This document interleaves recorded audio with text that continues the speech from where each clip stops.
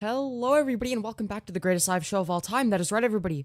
Now for those of you who are new here who are watching the VOD, I always make sure to include timestamps in the description below after the fact. Today we're going to be talking about a few things. The main one, of course, is the new Keffals leaks that were not in Mutahar's video. A lot of this stuff is some pretty damning screenshots that I definitely need to go over.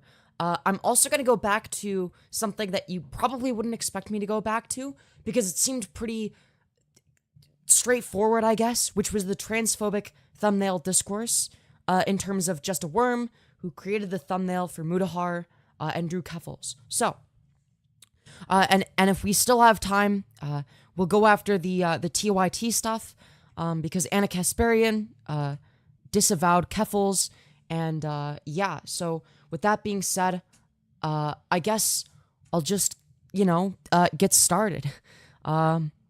In a minute, okay? I'll get started in a minute, alright? Don't you worry.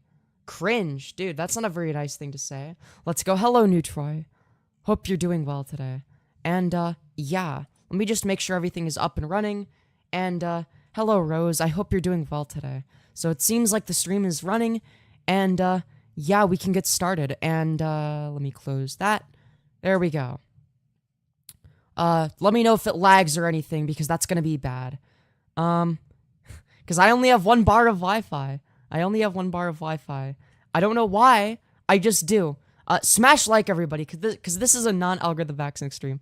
With that being said, hello, Rimu. A little lag? Okay, hold on. Let me see if I can fix that real quick. Yeah, 1 sec. Hello, Machinablade. Hello, Yuki Ichigo. Anyways, I'm not gonna be looking at any links that I'm being sent in chat. Instead, I'm going to be fixing the whatchamacallit, my Wi-Fi, hopefully. 1 sec. Okay. Hopefully it's fixed now. Alright, now I have 2 bars of Wi-Fi instead of 1. Hopefully that made it a little bit better. Damn, you need some Ethernet, girl? Look. I've tried and it doesn't work.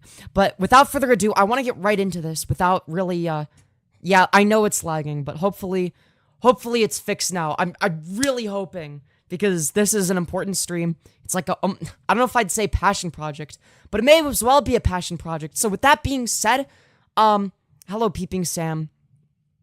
So with that being said, I want to get started right away. So you may or may not remember from my previous streams on Keffals that I talked about the transphobic thumbnail discourse, and of course I sided with the artist Just a Worm. So this all kicked off when Keffals left a tweet saying, I understand people have criticisms of me. I don't think I am above being critiqued. That said, was it really necessary to use a transphobic caricature of me in the thumbnail while also not using my pronouns in the video announcement? Now, obviously, I shat all over this tweet because it was a very stupid tweet for her to make, right? In terms of the actual thumbnail, I don't think this is transphobic. It just looks like an ugly woman. And Mutahar did not misgender her. He used she, her pronouns. So I thought this criticism was pretty stupid. And if you actually look at the comparison, right? If you look at the comparison, you can see it actually looks pretty similar, right? It actually looks very, very similar. Eerily Why did it close? Okay, sorry. And if you go over here, right? And look at the comparison. I mean, it's not exactly the same, but I would say it's pretty close. I guess the only thing that you could argue is more masculine is the eyebrow is slightly thicker. Her eyebrows are slightly thicker, and that's about it. So that's the end of the discourse, right? Is the thumbnail isn't transphobic, and Just a Worm is vindicated, and he deleted his account because he was an innocent victim of harassment. But the story doesn't end there, folks. The story doesn't end there. Because, what if I told you? What if I told you that Just a Worm actually has a transphobic past, and that he has a history of being on Kiwifarms? Yes. In September 6th of 2022, he created I'm Just a Worm art dump. And you know it's him because on April 17th of 2023, he created a quick sketch of iDubbbz, which is eerily similar to his art style. So when did he create his Twitter account? It was in May of 2023, a month later. Obviously, this isn't enough to completely criticize him, so here are some of the amazing posts he has shared on Kiwifarms. Keffals, aka child grooming, dickless attention whore pedophile, on the same account. Here's him saying, I was inspired by Tipster's shameful, troon defense and simping, so I drew him twice, with 2 iconic pictures of Tipster. And here's another iDubbbz picture. Here's this. Here's another image of Keffals, literally with a mustache. And, yeah. So, I'm actually kind of annoyed, because I was originally defending Just a Worm.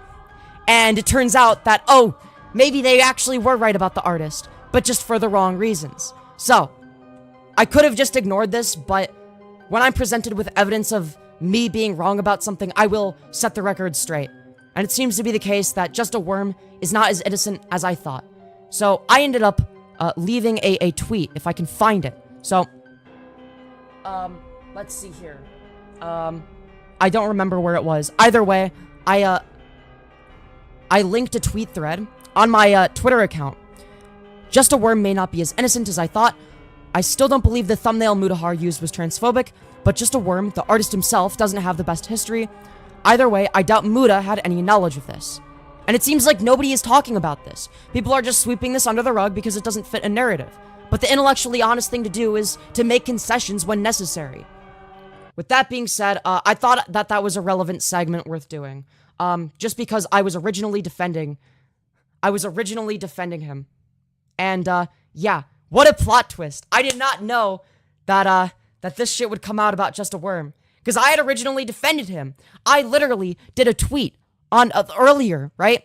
So this is really disappointing because originally, I had sided with Just a Worm, right? I had retweeted this. Just a Worm is the latest victim of the great internet kerfuffle, right? I even did a tweet asking, how is this art transphobic? At Just a Worm Art, if you're reading this, I'm a trans girl. Give me your absolute worst. I even went as far as to DM him, offering to pay for a commission, right? And I had no idea that this was the dude's history. So, oh well, I guess. I was wrong, and I'm willing to admit that, because that's simply the intellectually honest thing to do. Chud brought it up, but you can't really blame the Indian guy for not looking into the artist's history, but yeah, valid criticism. Yeah, that's what I'm saying, is that Mutahar is not personally responsible for that, right? He's not personally responsible. He didn't know, and you can't really say that oh yeah, Mutahar should have known. Like, obviously, I didn't know that this guy had a Kiwifarms. I didn't know that he was saying transphobic shit about Keffals. I had no idea. Either way, damn. What a plot twist, what a plot twist. But yeah, if you're interested in the thread, here was originally where I found it. I found it from Trog-chan. So, the second iDubbbz drawing was in his banner. The first one, which predates his Twitter account, is identical in style, line art, and shading. The Tipster piece was in his banner as well, right? And so this is where I got some of the screenshots from. So yeah, to credit the person that did that. I heard of Keffals possibly from Chris Chan. Dude, the Chris Chan thing was a bit of a mess. So I just wanted to set the record straight there because I could have ignored it and pretended like I didn't defend the wrong guy, but I'm gonna be honest, right? I defended somebody that may not be the best person, and I'll be honest when I get something wrong. So with that being said, there are a few Keffals leaks I want to go over. So these are leaks that I most of which I didn't go over, or actually the majority of which I didn't go over. So there are two threads that I'm going to go through. One of them is from DeOrio that I didn't cover, and the other one is from some other person named Staroxvia. So because the DeOrio thread is shorter and probably more widely known, we'll go through it first. So here's where it starts. It starts with the screenshot of Keffals basically admitting that she misused the GoFundMe money and spent it on things like travel, replacing furniture, and helping her friends, and buying new streaming gear and clothes. And if anyone ever finds out how I spent the GoFundMe, I'm definitely getting canceled, lol. Right? So we've already seen that. So here is Keffals basically planning on burning the Brianna Wu Bridge in late 2023. Yeah, I don't know. Zan and I should turn on Brianna. We literally ignored her shitting on our friends, now ignore her refusing to call Israel an apartheid state, still focusing on Hamas. She isn't progressive, she's basically a conservative that likes gay rights.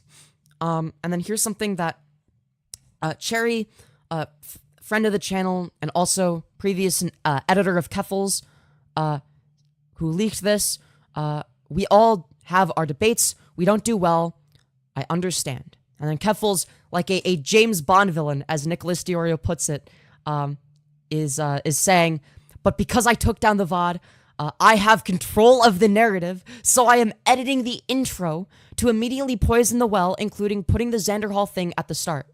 And yes, I watched Nicholas DeOrio cover this, but I'm briefly covering this as well, simply because I think it's worth going over. I just want to make sure that we have everything. We went over this in a previous stream, so I'm not going to look at this. Here is Keffals basically doxing a YouTuber, Bad Empanada, and Second Thought. So here's the proof of that. As a blank myself, I know we all get signed blank and that, and here, address postal cold, proving, dude, what, the person who's supposed to be against doxing is doxing YouTubers, and then here's Second Thought, and their information, and then, of course, we have to always bring it back to Tipster. I wish you would ditch Keffals, is how I feel about you. And then Tipster says, that's not going to happen, Cherry. I hope you understand that. And then Cherry says, even if, like, she raped someone, I assume there are some scenarios where you would ditch or cheat on her wife with e-girls, but, like, actually did. And then Tipster said, that's one of these things that I would tackle if that happened. I don't like to think of my friends in hypotheticals like that. The same applies to you and my other friends, by the way, not just her. I mean, I feel like if your best friend raped somebody, you would disavow them, right? But no, he can't even answer the hypothetical correctly. He can't even answer the hypothetical correctly. Oh my god. So, Keffals regretted rebuilding the Destiny Bridge, apparently. So, Keffals says Destiny is defending genocide, and then Cherry says, do you regret fixing that bridge? And then Keffals said, he's pro-Israel. He literally said on the stream, he hopes the genocide happens. Yes, I do. And then Cherry says, Zan told me about that today. And Keffals says, he's a gross person. And I heard so many connections trying to fix that bridge. Well, which one is it? Dude, are you pro or anti-Destiny? It's all a fake optics game for her. She only cares about optics. She didn't rebuild the bridge out of genuinely trying to create a friendship or doing so in good faith. It's all an optics game for her. Because if it wasn't, she would come out and disavow the things that Destiny was saying. But no. It's all optics based for her. So, apparently this is some Chud Logic DMs. I'm not going to go through those. Any of these screenshots that predate 12/22 were initially going to be included in Xander Hall's videos of Keffals at some point between contacting me and notifying Xander Hall. Cherry got cold feet, understandable. White Nervosa, Zan's website host, that threatened to drop him. Response here showcases the newest piece of evidence that this entire community protects degenerate behavior. They imply heavily they saw the messages above and downplayed them 6 months before the rest of us would see. So, here's White Nervosa. Xander Hall tried to get permission to leak someone else's DMs between them and Keffals. They said no. He proceeded to emotionally abuse and manipulate them. They had multiple breakdowns. Dude, why do they all speak this way? They all sound the same. I told him that I'd raise the issue with White Forest and we'd possibly drop him if he did not get consent to release those. He justifies saying they were a complicit asshole. He says that is blackmail, and that is what he means. The quote-unquote nuke he has on Keffals is overwhelmingly private statements and not public behavior, ignoring the stuff that does not involve Keffals at all in it. So, fuck, dude. So, that was the Nicholas DeOrio thread that I wanted to go through. A lot of that is a little bit older, but the thread that really puts the nail in the coffin, okay? And I don't know how many people have seen this, but somebody named Staroxvia, however you say their name, on Twitter, released this mega thread. So we're going to be going through this. It's time to talk about the Keffals GoFundMe situation. Below, I will prove 1. Keffals misled donors and spent $100,000 dishonestly. 2. Her legal case with Human Rights Tribunal of Ontario is dead, and Keffals has been lying about its status to avoid questions related to the money. So, obviously, we've already seen this. We've gone over this. It's in the Mutahar video. If anyone finds out how I spent the GoFundMe money, I'm getting canceled lol. Most important screenshot of them all, right? So, I've been investigating Keffals GoFundMe for a long time, and now that a few pieces of evidence are public knowledge, I can share what I've found. TLDR, the above screenshot is real, and the legal case the GoFundMe was supposed to go towards likely isn't happening. Strap in, this is a doozy. First, what exactly did she say she would spend the GoFundMe on? According to the GoFundMe description, $20K for recouping losses / moving to a safe location, the remaining $80K plus for a legal fund. It's important to take this at face value, since it's what she is saying directly to people donating, right? And all of this is in the Mutahar video, and obviously they've attached screenshots of this, etc. And yeah, so obviously all of this is important, right? And yeah, so let's continue. So on Twitter, Keffals has been less clear about how the money was allocated, but here is one I figured I want to call attention to. This is shortly after the GoFundMe launch, and she gives a lower estimate of $60K for a trial, and that most of the GoFundMe is going towards legal fees, right? So there's a web archive of it. So here's Keffals. Woke up, am seeing tender queers mad at me for saying mean words at people mocking me for raising money for legal fees and to move after I could have died because I got doxxed and fascists weaponized the police to attempt to murder me. I was the victim of a hate crime. Grow up. A 3-day civil trial in Canada is $60,000. The vast majority of the money I raised is going to pay lawyers, and the rest is to move and pay me and my staff because I can't work until I'm safe. Making a trauma victim explain this a week after it happened is fucked up. Keffals, it's been over a year since it's happened. It's been over a year. You've had more than time to explain it, but yet you still feel like you don't owe the people that have helped you raise $100,000 an explanation for where the money's gone. So she continues. In order to ask for help, I had to go public and confirm my home address to the people who want me dead. The crowd that thinks me quote tweeting them is violence but laughs at me for facing actual police violence is not getting any sympathy. I do not care how my fans treat them. Keffals, you are weaponizing a situation that most likely didn't even happen at this point. So, hold on. I need to drink some water and take some afternoon Adderall. Because I didn't take any in the morning. Alright? 1 second, chat.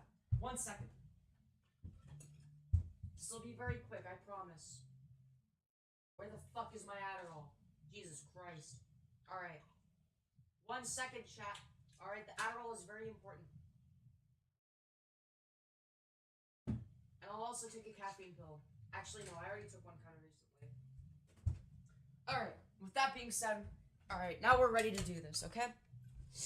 Alright. So, let's continue. On Twitter, oh, alright, I already read this. So, she also reiterates that the non-legal position of the fund is going towards moving and recouping her losses, but in my investigations, I found that she has no concrete losses to recoup. Keffals was spotted on August 5th. She later said that all of her devices were returned 3 days later. This isn't the Mutahar video, but we may as well replay this. Just for the sake of clarity. The police. That's nice. So, yeah, that was really nice. Not nice how they responded to the situation, but I'll take it. I eventually got my stuff back in like 3 days and got an apology from the chief of police. So she eventually got her stuff back, right? This was all in the Mutahar video. So, this is corroborated by a property bag shown in a CBC story about Keffals swatting, the label of which clearly shows that Keffals' desktop tower was returned to her on August 8th, which was before Keffals launched her GoFundMe on August 9th. So, here you can see the screenshot from CBC News. Trans Twitch star fears for safety. So if you look at the property bag, right here, it's dated August 8th. August 8th right here. So, here we go.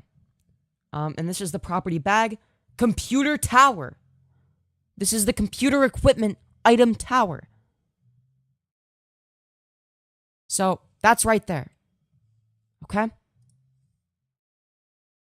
Additionally, a former editor of Keffals shared with me a copy of Keffals' financials from May of 2022 to July of 2023, and we can clearly see that in August 2022, Keffals earned over $13,000, which is actually higher than the surrounding months. So if we look here, so I don't know if this has been proven to be real or not, but if this is real, if we look at the August revenue, it's $13,000, right? July revenue, $11,000. June revenue, $11,000. May revenue, $8,000, bro. I wish I was making money like this. Jesus Christ. Dude, Keffals, dude, the 13,000 is from the Keffals fart porn, dude. Keffals touched my no-no score. I agree, Larissa. I agree. Dude, W Larissa, let's go. To be honest, with the amount of contradictions and inconsistencies between the telling, it almost feels like an Ace Attorney trial. Imagine if Keffals and some ordinary gamers can just be nice to each other and friends. That would require Keffals to not be a scam artist. So, and these totals are in USD, by the way. These are the totals in Canadian, right? So, so in terms of like the revenue she's getting here, yeah, she wasn't losing out on revenue as a result of anything, right? She was, if anything, making more money, not less. So it's just another straight up lie from Keffals. So to reiterate, Keffals did not have any losses to recuperate. She wouldn't see a decline in revenue until March of 2023 after she went to rehab. Keffals also very likely didn't use the $20K to relocate to Ireland and instead paid at least a significant portion of it out of pocket. By 9/4 of 2022, Keffals was established enough in Ireland for publications to write about it. The next day, she would have an infamous convo with Winter where, when asked if she had used GoFundMe funds for a PI, strongly implied she hadn't spent any of it yet. So, Keffals says, Winter, I don't know how much money you think I make, but I was going to make 6 figures this year before the GoFundMe happened. And then Winter says that wasn't the question. Quit flexing on minorities, Whitey. And then Keffals says, I don't mean to. I'm sorry. You brought up money for some reason. And then Winter says, did you pay for the PI out of the GoFundMe money? And then Keffals says, no, the GoFundMe is currently in savings until I need to use it. So she made basically no progress. In this exchange, you can also see how she could afford this. She was on track to make 6 figures in 2022, which is corroborated by her financials from earlier. This also adds context that up to this point, she never mentioned she's fucking rich, or at least was at the time. This adds gravity to the situation, given that trans people are forced to beg for scraps online. So an already wealthy woman using a GoFundMe for an important cause instead of using it to double her income isn't just evil, it's an insult to every trans person struggling to survive. Which is one of the reasons why I'm so passionate about this, by the way. She's literally taking advantage of the fact that there are legitimate trans people that are in legitimate situations where they are struggling to make ends meet. They can't afford their HRT, etc. Who need to make GoFundMe accounts because they literally have no other option. And here we have Keffals delegitimizing them. So yeah. Just before I get away from myself. Here's the link to the original exchange with Winter, which shows that it occurred on September 5th. I hate the Twitter character count. Okay? So we're going to open that in a new tab. Or, oh, actually, wait, hold on. Never mind. Okay, so it's just music, alright? So, alright, let's go through this. How do I... Alright, that's the maximum. And, so these are a bunch of screenshots of, you know what, actually, let's go through them. So Keffals says, thank you for being my biggest fan. If you ever need someone to talk to, I'm always here for you, friend. And then Winter says, hey, yo, finally, I get to talk to the man himself. So clearly this is some sort of detractor or hater of Keffals. Hey, can you debate my friend A1 Steak Sauce on the NBA? You could reply any year now. I know you're on all day, Lamau. Also, congrats on hitting 800 pages. You don't care about drama, but DM'd me at 2 a.m. Dude, what is this shit? Time to try to flex on me. I don't know, I had an assault rifle at my face. I don't even care about online drama right now. There's a screenshot attached from Keffals' Twitter. So it scrolls through it a little bit more. So, are your mods and ghostwriters typing up what you should respond to me with right now? Just like they type up your shitty quote-unquote essay scripts. Man, you said you'd be here for me.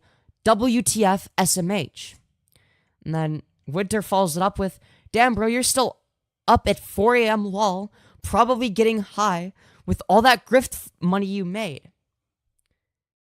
Hey friend, want a referral link to create a Mango Ranch account? What does that mean? And then Winter started a call that lasted a minute. So Keffals is basically ignoring this dude. He says the N-word. And then Keffals says, okay, you lost open DM privileges by A-logging too hard. You need to learn better behavior. I'm disappointed in you. And then Winter says, at least make things interesting. And then Keffals says, your mom is cute with the screenshot. And then Winter says, are you serious or are you trolling? Cracker IQ. Your god complex has you making some dumb decisions. And then there's an Onion Farms link. Okay. I don't know what Onion Farms is. Is this like some other version of Kiwifarms or something? You gotta respond now, bro. You're dumb AF. And Winter follows it up by saying, well, I'm sure you're on all kinds of substances right now. Wait, did Keffals delete messages? I'm not sure. Or if they're just like spamming and like being weird. L, dog, you are legit trying to dox random ass word that I can't say after spending months crying about it. Fan behavior, TBH. Nah, fatty, I see you tweeting. Quit trying to escape the embarrassment or get the block over with already. You know you wanna. No one can dare embarrass dead name or they'll throw a temper tantrum and block everyone for attention. And then Keffals says, okay, Andrew. And then Winter says, oh no, my nickname, the horror. You're a hypocrite, bro. Die mad. And then Keffals says, how so? Madox. And then Keffals says, I have your face and name. I know what schools you went to. I know every member of your family. And then Winter says, spooky. Is that why you went? Is that why you sent some random ass kid? And then Keffals says, excited to see how they all react when your information gets sent to them. And then Keffals says, you're weird, bro. You're a 30-year-old white person trying to scare some brown kid. And then Keffals says, glad you confirmed your identity. Thank you. And Winter says, wow, I'm brown. You got me. And then Keffals says, you are laughing now, just like Josh did. We saw how that went. And then Winter says, you're Josh's #1 fan. Keffals says, you have the choice. Your life is now on a diverging path. You can walk away, or you see what comes next. And Winter asks, is that a threat? And then Keffals says, no, it's a promise. Winter responds by saying, too deep for me. Keffals says, didn't you learn your lesson after getting sent to military school? You need to make better choices, kid.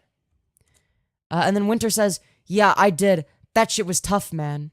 Clearly just trolling her at this point. And then Keffals says, doesn't seem like it. It seems like you were shitting your life away. You are powerless in the real world, and the only thing that makes you feel like you are in control is a pseudonym you invented to harass people on an internet forum. Why not work on yourself, become a better person? And then Winter says, yeah, you got me, man. Anything else? And then Keffals says, I did, it's pretty obvious. Winter says, yep, you sure did. Keffals says, what else do you have going for you? Tell me about your life, Andrew. And then Winter says, I'm not nearly 30 and haven't burnt every bridge I made. That's what LMFAO. You lied about OTM, Shank being transphobic when he helped you transition. That's sad, bro. And then Keffals says, haven't burnt every bridge. I make 6 figures a year and a media job. I was reported on in media in 15 different countries this month. Dude, the narcissist, she reeks of narcissism. Why is she so, dude, yeah, like Raptor Slayer says, this sounds like 2 middle schoolers arguing. But this is a fully grown adult, a 30-year-old woman arguing with this random shitter, dude.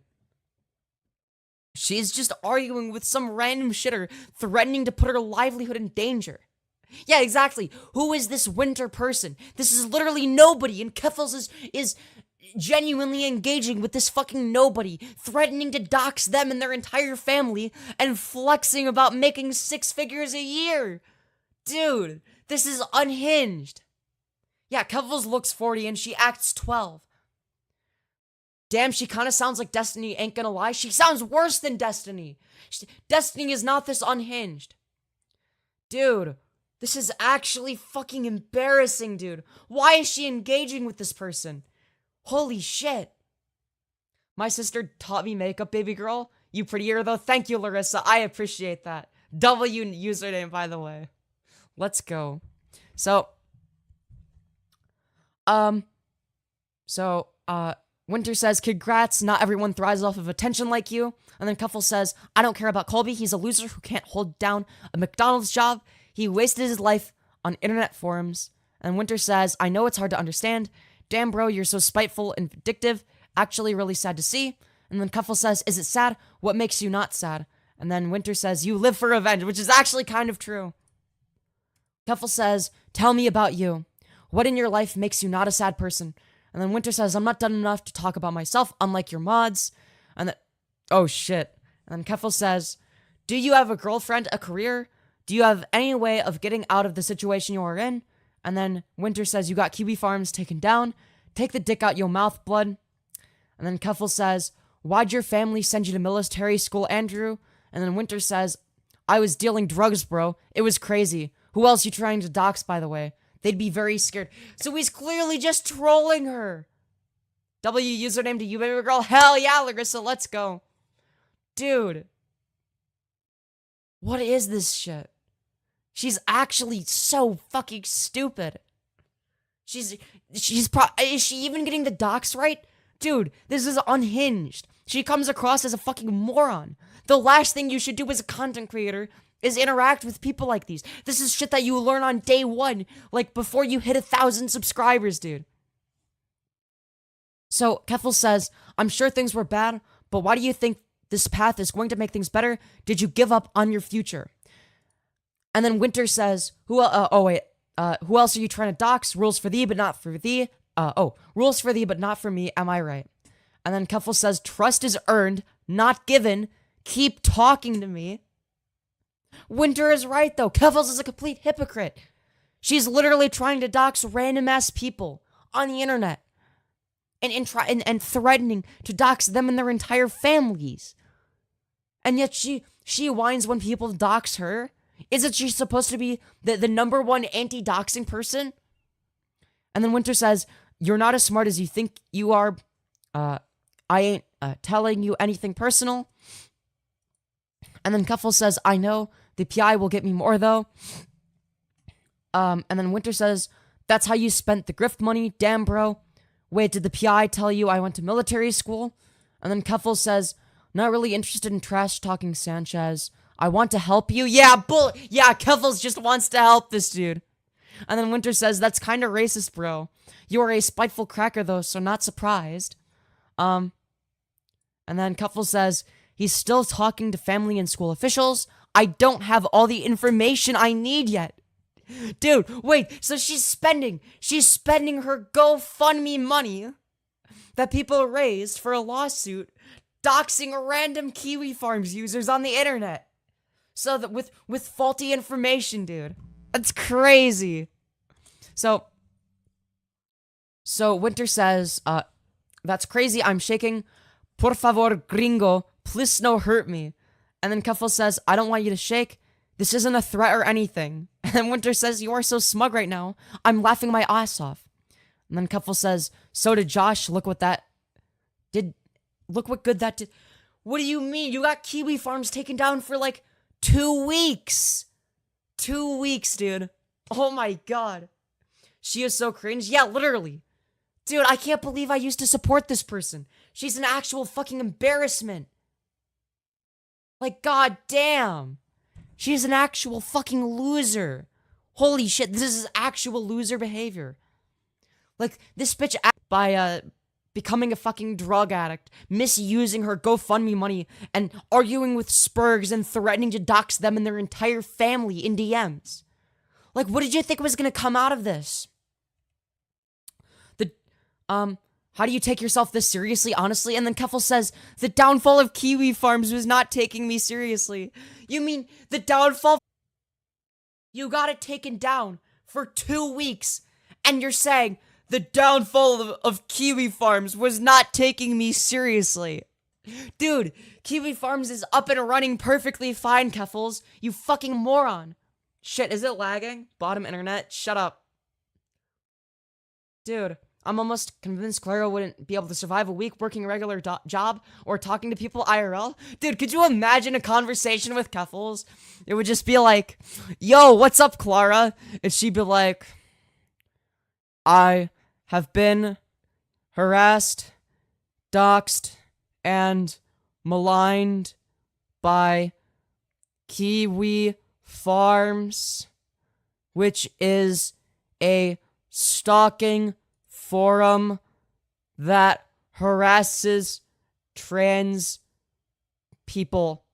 It'd be like, dude, imagine having a conversation with her, dude. I would, dude. That would be the worst conversation ever. And then if you, like, try to walk away or leave the conversation, she'll just start accusing you of being a transphobic Kiwi farmer and get mad at you for siding with Kiwifarms. Dude. Damn, it's crazy how Chris Chan doesn't even get this mad at trolls. And Kiwifarms was made for Chris Lol. Yeah, literally. Chris Chan does a better job at not engaging with trolls than Keffals. Oh my god. She wants the spotlight wherever she can get it, I swear. I mean, which is understandable. If you want to be in the spotlight, that's fine. But why would you threaten to dox somebody's family like this? Like, damn. This is just fucking unhinged. And then Winter says, I'm not Josh, bro, I don't really care. And then Keffals says, I know you still have an out. You have a future. You are young. And then Winter just says, are you grooming me? And then Winter, because Keffals is too autistic to know what a joke is, says, that's an obvious joke. Don't reply seriously. Dude, she's getting trolled so hard by this random shitter, dude. And then she says, what's the weather like in Greenfield? Pretty tiny place. And then Winter says, that's where my ISP is, pimp. Did your PI find out that I had to repeat 10th grade in military school? And then Keffals says, no, but that's interesting. And then Winter says, it sucked, man. And then Keffals says, sorry you got sucked into that shit. And then Winter says, yeah, and now I've got some pasty fat white person using a black light to search for my cum stains. It's crazy. And then Keffals says, life takes you in strange places. And then Winter says, don't you have a therapist? Why are you talking to me, Lamau? And then Keffals says, you are a really interesting person. Really, I'm worried for you in a lot of ways. Dude, what is this weird concern trolling bullshit? What is this? Dude. This is fucking brain dead. And then Winter says, I think you're trying to get me to threaten you or something. And then Keffals says, can't imagine being born in 2003 and growing up in the world like it is today. Things are fucked. And then Winter says, it's 4:30 in Belfast, dog. Get some sleep. No wonder you look like shit. And then Keffals says, you already know I have insomnia. Why is that a surprise? I've been like this since I was a kid. And then Winter says, woe is you. And then Keffals says, nah, not really. I don't feel bad for myself. That's a waste of time. Really, Keffals, you don't feel bad for yourself. You don't feel bad for yourself. Isn't that what your entire online career is? Is you feeling bad for yourself? What are you talking about? Yeah, no, I would never feel bad for myself, even though that's like my entire fucking grift is me feeling bad for myself, dude. DPF, anything else? And Keffals responds, you always really seem to want to talk to me. What gives? I'm here. You seem nice enough. Dude, Keffals is better at responding to this person than she is at responding to me, dude. She genuinely does a better job responding to Winter in a sad, pathetic attempt to dox him than she does to me when I ask her legitimate questions and offer her actual advice. Dude. Why is she better at responding to a spurg than an actual YouTuber? Like, dude. Keffals puts herself in retarded situations and then cries to her audience about it for money. Yeah, literally. But then she claims that she would never play the victim card. Yeah, she's so desperate for Winter's attention, it's pathetic. Exactly. I mean, to be fair, Winter did start out by, like, egging her on and, like, spurging out or whatever. But, dude, this is a whole nother level of spurgery. Spurgery? Yeah, spurgery on Keffals' end, dude. Dude, I mean, Winter is, like, misgendering her and shit, but, like, dude. Keffals, you're asking for it at this point. And, like, you shouldn't be doxing somebody or trying to dox them over something like that. So she continues. I'm here, you seem nice enough. And then Winter says, I am pretty nice, thanks. I don't like self-centered pricks who think they're gods. You are high off your own farts, dude. Dude, he's fucking destroying her. Dude, he's literally referencing the fart porn. Dude, he literally made a fart porn reference. Holy shit. And then Keffals said, I don't think I'm a god. I'm no better than any other person. Yeah, okay, you totally. You that's definitely what you think. In fact, there are a lot of people I look up to and try to learn from. And Keffals says, is this blackmail, by the way? And then Keffals says, no, I just wanted to talk. How is Vanessa, by the way? Is she doing well? So she's literally, is she saying no sarcastically? Dude. Talks to me, Mamiyos. Dude, what is this shit? Dude, this is schizophrenia exemplified, dude. Do you think that she's gonna, like, go in my DMs and be like, yo, Femyoz, how is it over there? And then, like, my fucking location, dude. Do you think she's gonna, like, DM me being like, yo, how is it over there? And insert my location here, dude. Yeah, narcissist tries to deny God complex. Literally. Dude, that shit is fucking pathetic. So, anyways, let's continue. Winter says, what was the message you once sent? Sorry, I can't reply to you instantly. And Keffals says, why did your dad leave your mother? And then Winter said, this is sounding like blackmail. What's the catch? Why did your dad leave your mother? And then Keffals says, my parents loved each other very much. They were married for over 30 years before tragedy struck. And then Winter says, your transition was the tragedy. Obviously, I disavow. But, yeah, anyways.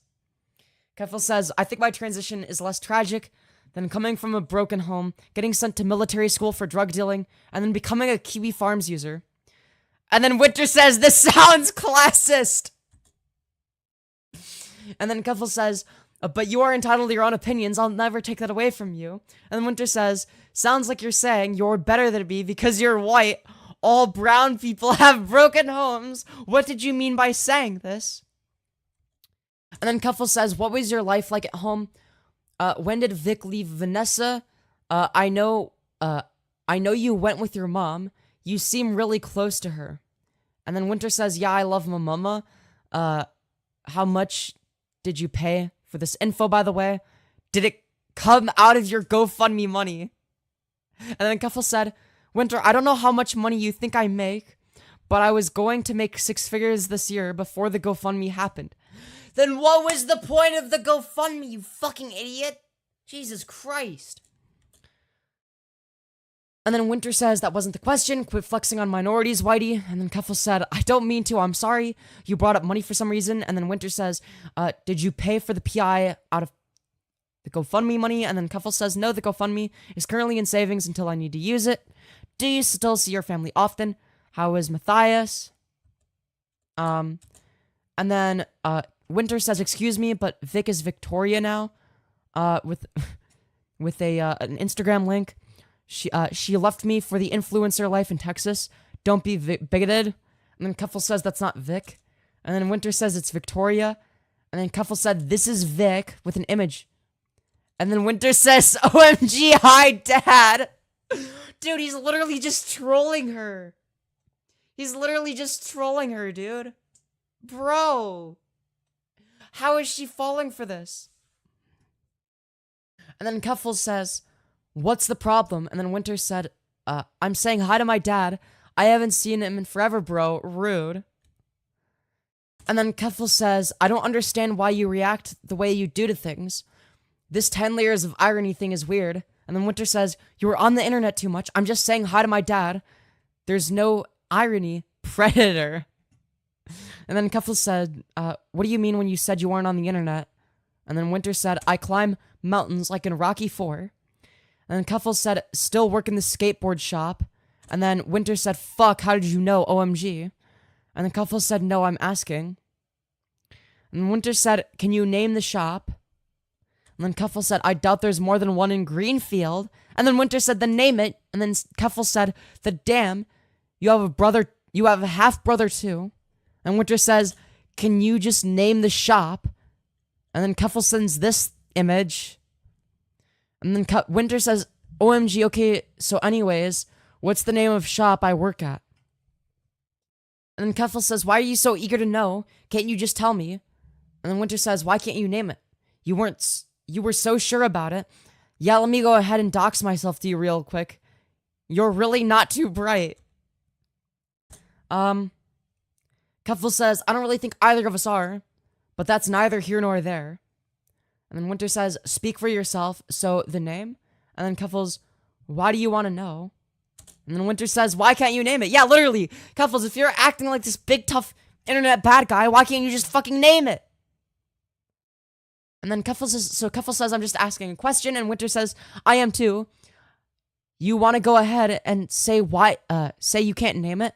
And then Keffals said, you're right, I probably can't name it. So, Keffals is just full of shit here. Keffals is literally just full of shit. Dude, what is this? And then Winter says, you probably can't. Nah, say you can't. I'm dominating you right now. My brap queen. Fake farts. Dude, he's bringing up the fart porn thing, dude. Holy shit. Holy shit, dude, that's legendary. Bro. So, how have you been drinking? So Keffals responds, nah, I don't drink. Nah, yeah, but you do cocaine and meth, okay. Dude. Oh my god. Winter says, stop the cap. So you're smoking then? Keffals deflects by saying, I'd be surprised given your history if you are sober though. Please try to take care of yourself. Keffals, you literally did meth. You literally did fucking cocaine and meth, dude. And you have psychomotor retardation now. Because of all the drugs you did with your GoFundMe money. What are you saying? So, Winter says, take a look at yourself, bro. You look like a sack of potatoes. Go refill the Addy. Okay. Disavow, alright? We don't... Dude, how could you say this about Adderall, dude? Look, I have ADHD, okay? I need Adderall to pay attention to things, okay? Dude, I just got my autistic ass roasted, dude. Winter, what the hell, man?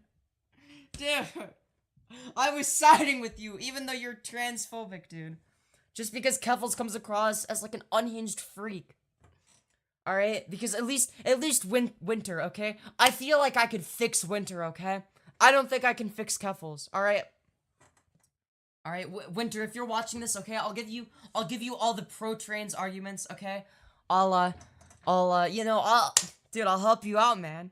But dude, you can't be roasting us Adderall users like that. What the hell, man? Dude, I need it for my autism and ADHD, man. Dude, what the hell? Yeah, I care about Winter. He's funny. Yeah, literally. Dude, at least Winter is funny. Dude, that's why I need to fix him, dude. That's why I need to fix him. Anyways. But yeah, no, I'm actually siding with, dude, I know that Winter is transphobic, and he probably thinks that I'm like a disgusting freak and that I should detransition, but dude, he's funny as fuck, dude. He's funny as fuck. I can't lie. All right? We need to teach him the ways, all right? We need to teach him about edgy leftism, all right? We need to teach him about leftists who hate Keffals. No one cares about Winter. I care about Winter, dude. Shut the fuck up, Knockout Clips. Dude, why are you dissing my boy Winter like that? Dude. He's actually funny. Winter is actually funny. Alright, I gotta give it to him. And then, so Keffals responds by saying, you aren't exactly a looker yourself, but you know, it's totally cool to make fun of my appearance if you want. And then Winter says, try to bully me all you want. My dick will stay attached. Okay, disavow. Disavow. Send pics of me, harmless motherfucker. True. Keffals says, I'm not bullying you. I'm above that as a person? Dude, you were literally just threatening to fucking dox him and his family. But, oh, dude, I'm above bullying, even though I was literally trying to dox you. Also, my, hold on. My cat's trying to leave. One sec.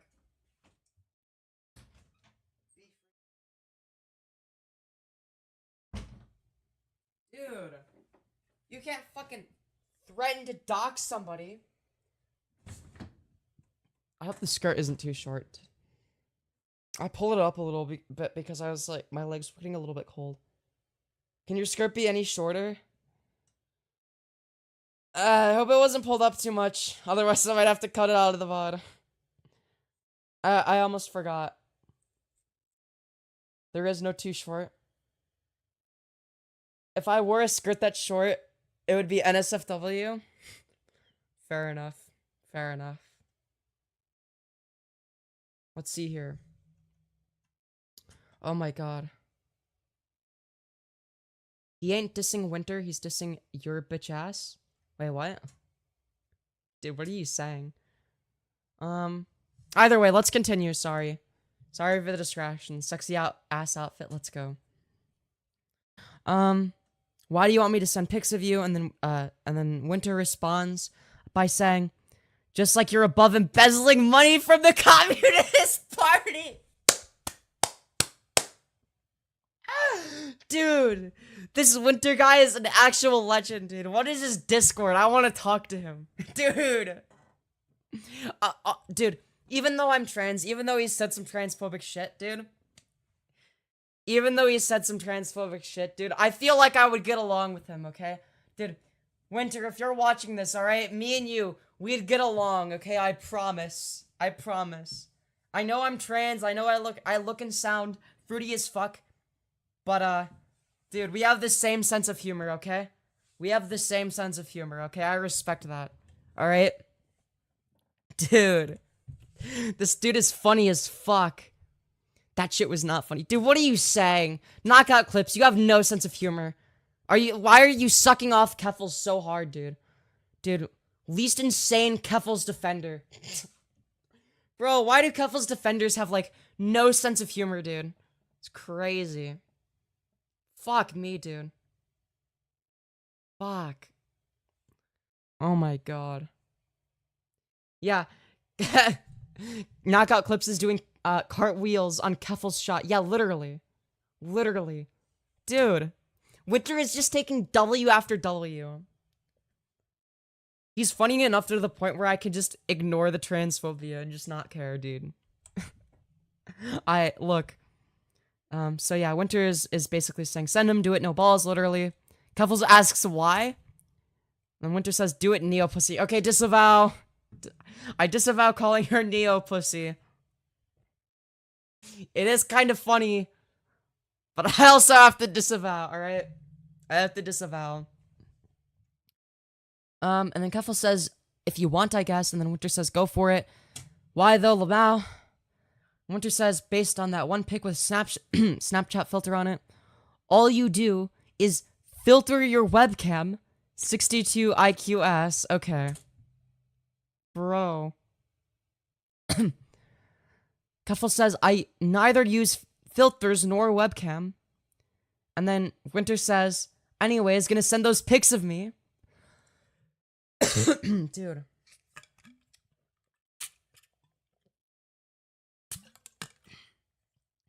And then Keffals says, once you explain... oh, fuck, dude. Keffals has a slippery pussy. True. Yeah, Keffals is making those W's so damn easy, though. It's like... This is so entertaining, dude. Anyways. Once you explain why you're so eager... And then Winter says, or are you saving them to touch yourself with? With the clip that's...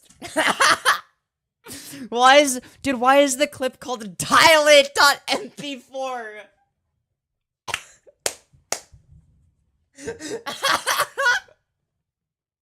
Oh, fuck, what was that laugh? No! I disavow, okay? I disavow. We don't endorse... We don't endorse that type of behavior. Dude. What am I looking at? So Keffals responds with, Andrew, I don't get the point of any of this. Why are you acting like an arse-slur? Winter says, it sounds ableist. And the Keffals says, it is. I'm being ableist against you. Winter says, you're the one who messaged me first to try to threaten me, dumbass. And then Keffals said, I didn't threaten you. Then what was the point of you being like, oh yeah, dude, here's your family's name, dude. Dude, they'd be really mad. Or how are they gonna feel if they find out about your information getting leaked, dude? How are they gonna react to that? But guys, she's definitely not threatening, okay? No threats here. Bro. Anyways. So Winter says, play coy, but you know what you're doing. True. Winter says, you don't realize your community will eat you alive for microaggressions, bro? Kinda cringe. Which unironically happened, dude. He predicted the future. He literally predicted the future with the whole Arslur drama. Dude, Keffals got fucking eaten alive by the woke scolds. And I thought she was on her base arc, so I used to be pro Keffals. So I'm like, you know what? She's changing for the better. Because, like, my interpretation of Keffals is, oh, she used to be pro deplatforming, but she changed.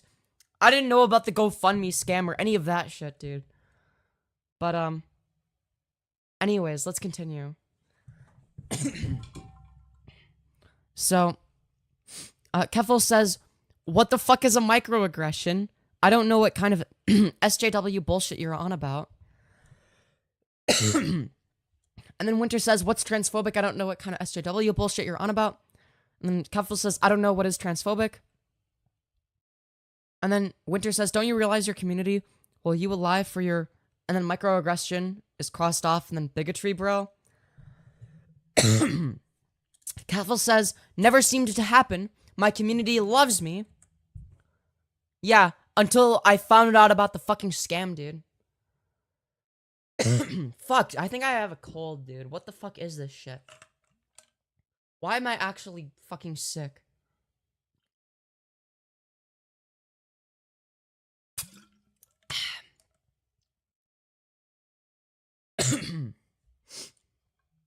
Anyways, why touch grass when you can touch yourself? That's a good point. And then, yeah, Winter is basically just trolling her at this point.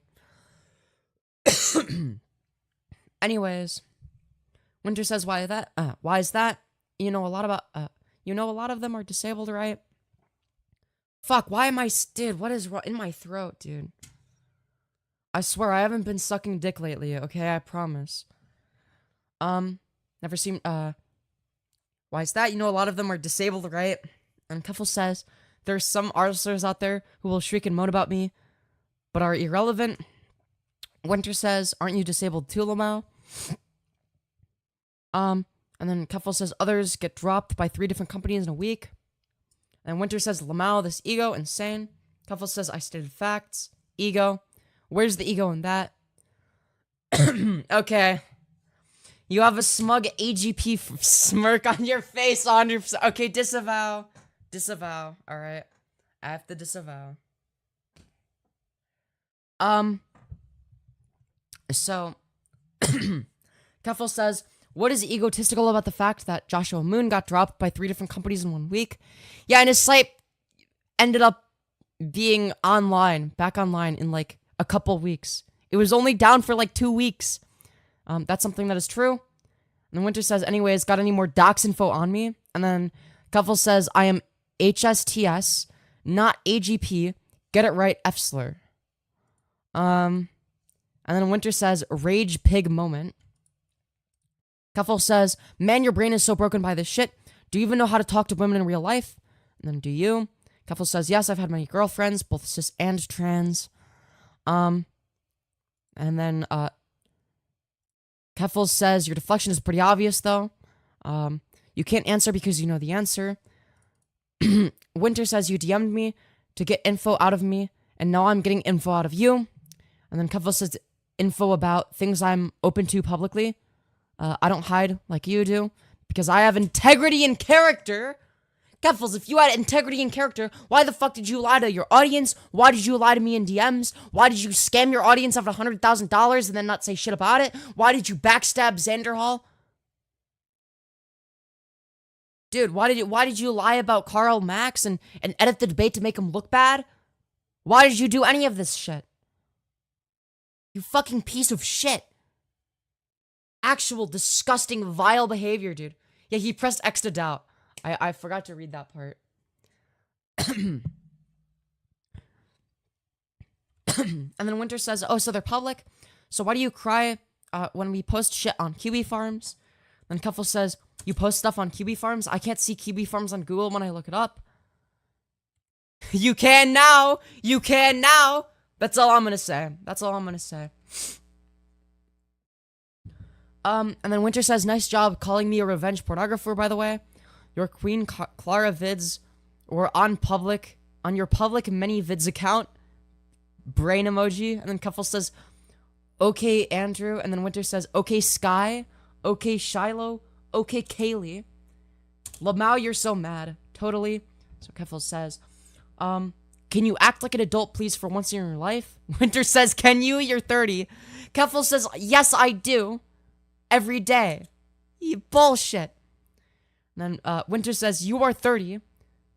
Then why are you still playing make-believe? Keffals says, I'm sorry your parents don't love each other. Please don't take this out on me.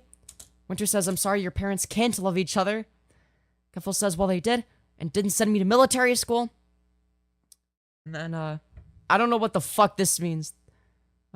Kangsley spinning like a 7-Eleven hot dog. It is grave right now. Keffals says, you didn't even graduate, Lamau? And then Winter says, you got me? Any more info you know about me? Send receipts. Keffals says, no thank you. I appreciate it though, but I'm not a farmer. I want to keep my receipts to myself. Receipts, so you have nothing then. And then Keffals says, sure. So she was literally just talking out of her ass. She was literally talking out of her ass to fucking threaten this random person for using Kiwifarms, dude. Dude, this is fucking unhinged behavior. Like, obviously, I don't endorse, like, any of, like, the transphobia or whatever, from, on Winter's end or whatever. But, dude, you're giving him a free W. Like, at least Winter seems like he would be redeemable. Like, I feel like I could have a conversation with somebody like Winter, okay? I feel like I could have a conversation, and we wouldn't hate each other, probably. I don't know. I guess that'd be up to him. And, you know, maybe I'd change his mind a little bit on the topic of trans issues, okay? Keffals, on the other hand, she's irredeemable, okay? I can't fix her. Maybe not irredeemable, but it's gonna take her a lot more to redeem herself. All it takes for Winter is to change his positions a little bit. That's all it takes. Anyways, let's continue. So Winter says, is this a sexual thing for you? Are you edging me? Keffals says, Keffals said, honestly, I think I'm done until you want to act a bit more mature. My reaction to that.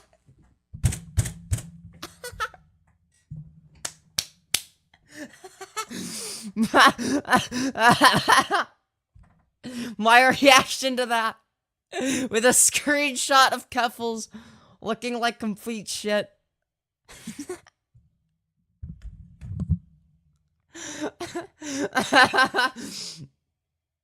Why is this shit so funny? Keffals says, you need to learn some strength of character, Andrew. Winter says, you DM'd me, never forget. Keffals says, never forget what? That you live with your mom in King City. And then Winter says, you play Kirby in Animal Crossing. Grow up, Lamau, this cracker. Keffals says, you should get a job and a girlfriend and move out, start a life. Maybe what Winter should do when moving out and starting a life is start a GoFundMe for $100,000 for a lawsuit and then just use that money to move to Ireland. You know what? I think that's what Winter should do. Then he could be just like you, Keffals. Instead of playing weird internet edgelord make-believe. And Winter asks for receipts. And Keffals says, you weren't nice enough. You didn't earn my trust. Trust for what? To prove that you actually have the receipts you're talking about? I told you this from the beginning.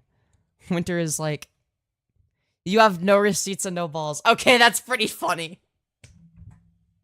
That's pretty funny. I have more balls than every single user on Kiwifarms combined, and chopped mine off. People tried to take down that site for 10 years, and I did it in a week. Yeah, and then it came back up in a week. You didn't do shit. Is that why you cry publicly on stream? Yes, because crying publicly on streams means that I am a strong person who is not afraid to show emotion. Dude, you show emotion for the sake of manipulating people. It's not genuine. You do it for fucking pity points, dude. That is the most weaselly, disgusting, dishonest thing that you can do. Is doing that shit for money as part of your grift. Like, fuck me, dude. Lamau Cope receipts cracker. Keffals says, you know the answer to that. I'll talk to you later when I hear back from the PI. LMFAO, pussy ass, no receipts. Sure thing. Andrew Joseph Sanchez. And then Winter says, okay, Lucas John Roberts. Dude, what the Bro. I mean, I wouldn't have read out that full name if Keffals wasn't trying to do the same fucking thing. But holy shit. Obviously, I disavow dead naming, but like, Jesus Christ. What did you think was gonna happen? What did you think was gonna happen? And then Keffals says, good night. Ugly ass Troon. You'll be up tweeting anyways. And then Keffals says, yes, and you'll be obsessing, monitoring my Twitter, which is objectively more sad. I'm going to go to sleep now. We can talk later, okay? I'm glad we were able to break the ice. And then Winter said, you can assume that, but I know what you do with your time, and you don't know about me. Okay, that sounds kind of creepy. Winter sounding a little bit unhinged here. So, either way, I doubt there's much to know, and every detail I learn will just be more sad. Not like you are going to college or have any future to speak of right now. Oh, that aged wonderfully, Keffals. That aged wonderfully. The no future thing. Keffals, where is your future? Streaming? Dude, everybody knows that you're a fucking grifting piece of shit now. Everybody knows. Racism, ayo. Stuck in a small-ass town with no options from Keffals. Jesus Christ. Receipts? Doubt you have a girlfriend. Dude. Alex McIntosh has one too. He's stuck with you, not a girl. Okay, disavow. Disavow. I don't endorse the transphobia. Okay. Anyways. Oh no, sick. Own. I'm going to marry a PhD candidate. How could my life get worse? I don't know. Your entire career is fucked now because you're a lying piece of shit that stole $100,000 from your audience. Some Winter says, everything is about money to you. Sad as fuck. I guess that's how you are when you're privileged. True. True. This is objectively true. Like, you know you fucked up when some random transphobic Kiwi farmer is making better arguments than you, Keffals. Holy shit. Because he's right. It is all about money to you. It is all about that. It's not about integrity, or you wouldn't have stolen money from your audience.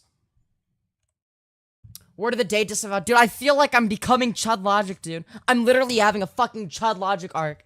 Dude, it's an actual problem, dude. But look, I refuse to become the next Chud Logic, okay? I'm not gonna become trans girl Chud Logic. I refuse, okay? Fuck that guy. Alright? Dude. Either way, only sad because your mom probably takes care about you. You don't know the value of $1. Keffals, you blew $100,000 of GoFundMe money on a bunch of stupid shit so you could go on vacation, go to TwitchCon, get a bunch of fancy ass equipment, and new equipment and a new computer and everything. When you created the GoFundMe after you had already gotten your shit back after 3 days. Because you're a grifting, lying sack of shit. You piece of fucking shit. Oh my god, I actually hate her so much. I actually despise her. This shit actually makes me so mad. So, Winter says, this is coming from the guy who sits on the internet and cries for money or plays games or reads other people's articles. Keffals says, and making well above the average income of the American is sad when you mooch off your family. Lol, come on. Canadian money is worth less. True. True. And Winter says, your parents were well off, bro. You can't talk about not knowing the value of the dollar. Yeah, literally. 6 figures in Canada is still above the average American income when converted. Yeah, exactly. Winter is correct here. Is money your only go-to? You're very hollow. Yeah, and it's literally stolen money that she scammed out of her audience, and she's bragging about it as like an own in DMs with some random Kiwi farmer, dude. God, I actually... Oh my god. I'm actually getting mad. Okay? I'm soying out, okay? Dude, this is how you know I'm not a real woman, okay? I still got that man rage in me, dude. I got that fucking man rage, dude. Fuck you, Keffals. Fuck, dude. Oh, wait, I didn't mean to scroll that far ahead. Wait. Anyways. I know you didn't go to college, but this should be simple. You're a shell, pathetic. Yeah, literally. Keffals says, from my viewpoint, your life is significantly more pathetic right now. Wow, that aged well. You have nothing to your name that is worth having pride in. What about you, Keffals? What is attached to your name? You scamming the DIY HRT stuff that was really fucking sketchy? What about the fucking I don't know, the Catboy Ranch shit? But dude, they're the one that has nothing to their name. Aw, you look adorable to me. I wasn't trying to be adorable. I was showing that I'm angry. Like, yeah, fuck you, Keffals. Piece of shit. I hate her. That's not me being adorable, okay? That's me being angry. Angry Femyoz. It's not adorable. Shut up. Fuck you. How can a bottom be angry? Shut up. I like the man rage. Look, fuck you, chat. Don't make fun of me, okay? You can't help being cute. Shut up. I just got back, but it's definitely adorable. Chat, you're like an angry puppy. Fuck you. I was being intimidating, okay? I was being intimidating to scare Keffals in the free marketplace of ideas. Now we have to make fun of you cute. Shut up. Remember when you had to admit to being a bottom all night last stream? Okay, I didn't expect to get $55 within like the first minute. Puppy just wants head scratches. Shut up, maybe. Bro, alright, we gotta continue, okay? We gotta continue. We still have a lot to go through. Alright? I can't be fucking gay as shit right now. I literally have my hair up and look like a mess on purpose. I only took my hoodie off because it was getting hot in here. But keep picking on Femyoz and I hand out the spankings like, you couldn't scare shit. Shut up! Bottom yes to a door. I'm not being... Nah, you look good. Well, fuck! Dude, I'm trying to be taken more seriously. I didn't even put on my choker today. Because I'm trying to be taken seriously. Fuck! Why do you look cuter than usual? No, I was trying to do the opposite. Getting too hot to wear a boy motor hoodie? Yeah. My pet cat Lily is more intimidating. Shut up. You look good like that though? Well, damn. Dude, I was trying to... Bottom-yes is so serious right now. Shut up! You should dress like that all the time? Maybe it's the hair pulled back, IDK? I don't know. I thought the hair pulled back would make me look more serious. Some pretty girls are never taken seriously. Yeah, but I'm trying to expose Keffals. This... Fuck. That pose is doing things for me. What oh, this? Or what? You are streaming to a bunch of longtime fans and mods. You should have expected this. This is true, I guess. Sucking D kinda hair. Bottom type hair. Shut up. Leaning back into the chair. Look, you to get dress coded. Shoulders are a distraction, Lamau. Oh my god. Look. It was because I was getting warm. And I'm not, and the thigh highs are staying on, okay? The socks are staying on. Boobs, hell yeah. Just want to say thanks. This has been pretty informative because I just didn't hear about this, yeah. Sorry. Sorry for the distraction, okay? We still have messages to read, okay? Anyways. Winter says, didn't your dad not graduate high school until his 30s? How are you gonna tell me about not graduating, Lamau? And then Keffals says, which is why he emphasized to his kids we needed to go to school. He was a great man. And Winter said, aren't you another man's kid too? I think I saw that on Kathy's Facebook. I don't know what that is. Good job making your mom get rid of all of her memories on Facebook, Lamau. And Keffals said, it's not my fault the stalker forum decided to harass my family. Keffals, wasn't your whole thing? Wasn't your whole shtick? I needed to become a lightning rod so that I could show how vicious Kiwifarms is. Dude. It is Josh's fault I ruined his life, though. He deserved it. You didn't ruin his life, though. Josh's life was shit before you came along. Null derangement syndrome. And then Keffals says, yeah, and now it's barely worth living. He, like you, has nothing. Winter says, yeah, he should only live if he makes 6 figures. Haha. Good point, good point. But you have an out and he doesn't. And Winter says, greedy fuck. Keffals says, yeah, you decide to keep fucking up your life and bringing shame to your entire family. Dude, what is this shit? Can't wait to see the script fit again? Yeah. Well, we might do an algorithm maxing stream after this. Have an out to a what? Laughing at 30-year-olds who take themselves too seriously and want people to worship them? True. So Keffals says, how are you even in a position to laugh at me when your life is so messed up? Tell me, what is something in your life that you were proud of, legitimately?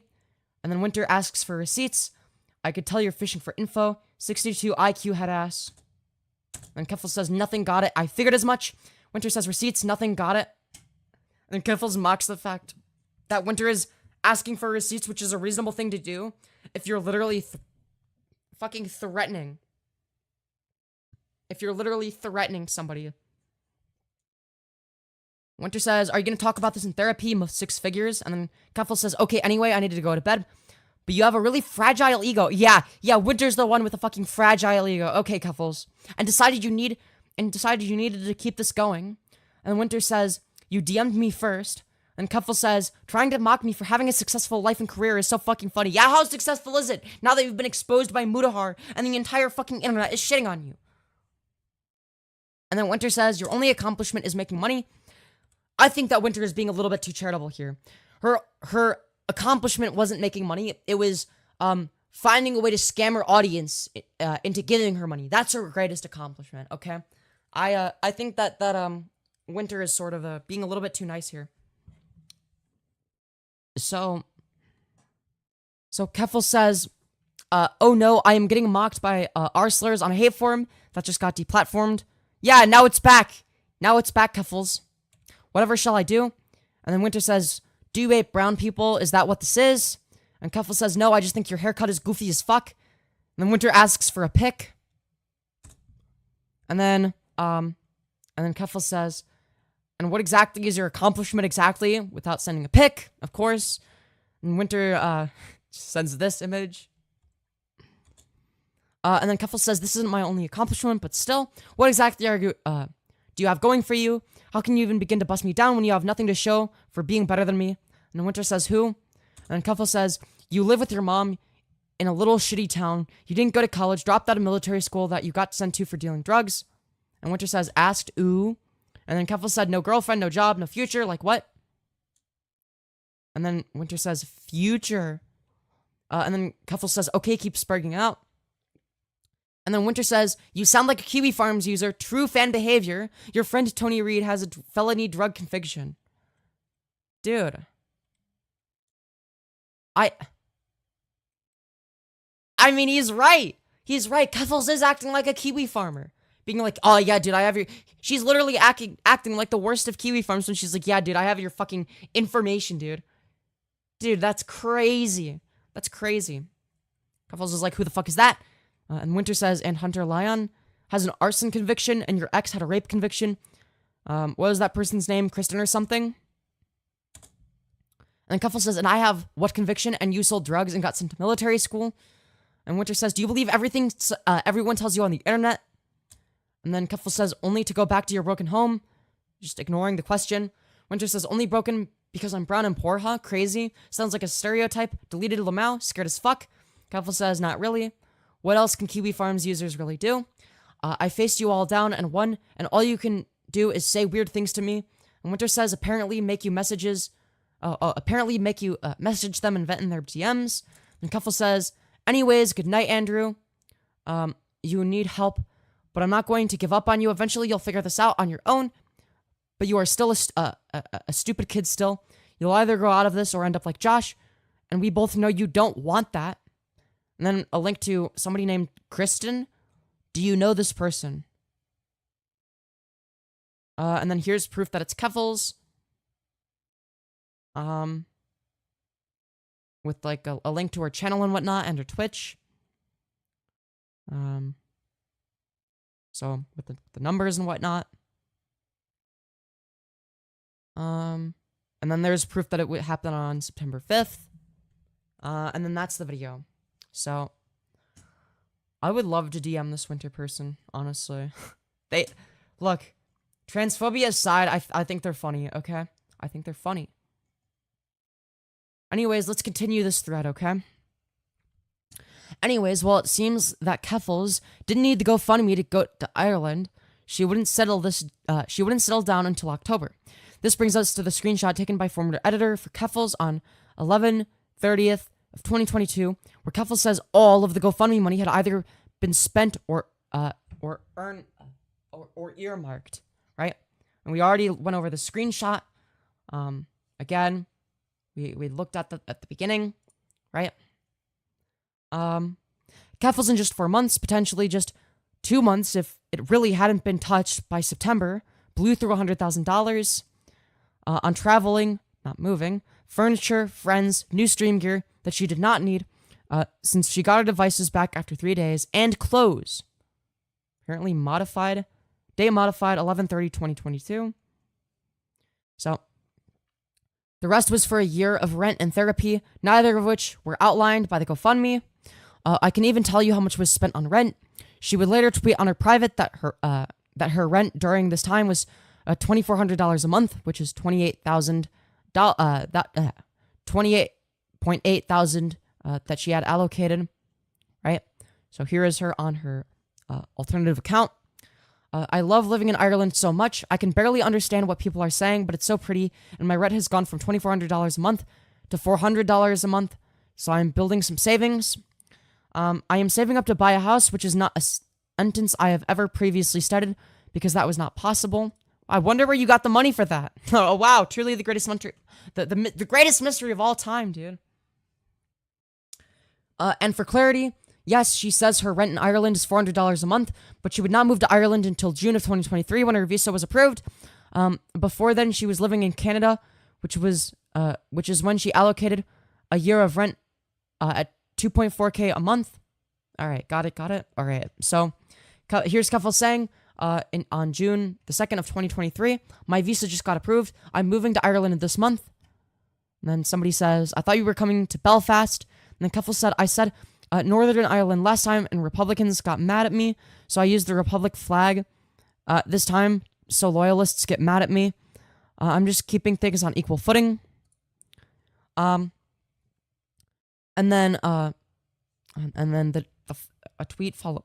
Here's a follow-up tweet from Star. Remember, she said and reiterated that most of the GoFundMe would go towards a legal case, a civil case, which still has not happened, which would cost a minimum of $60K for 3 days.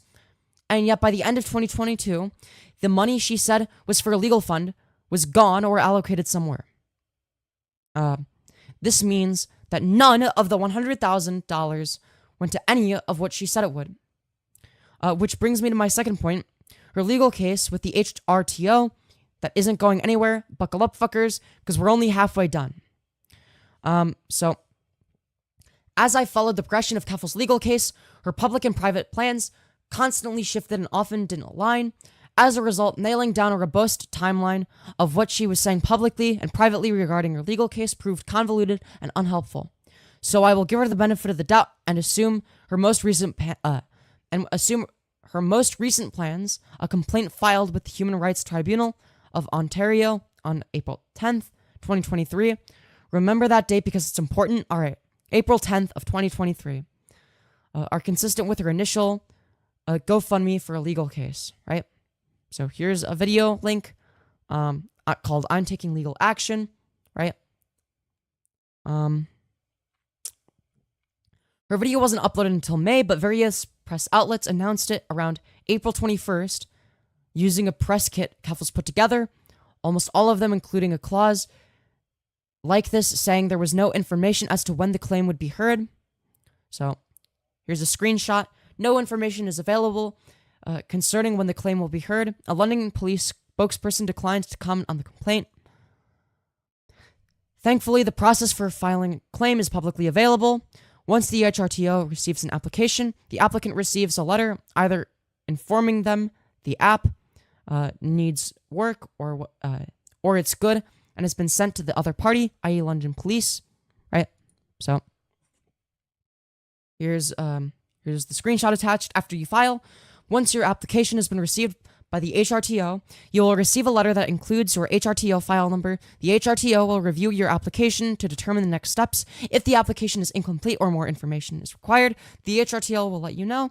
You can contact the HRLSC for legal advice and guidance responding to notices received after you file an application. If the application is complete, it will be sent to the respondents named in the application.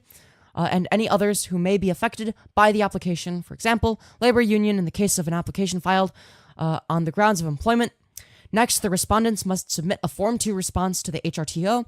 The HRTO will share the Form 2 with all parties. As an applicant, you have the option to file a Form 3 reply after receiving Form 2.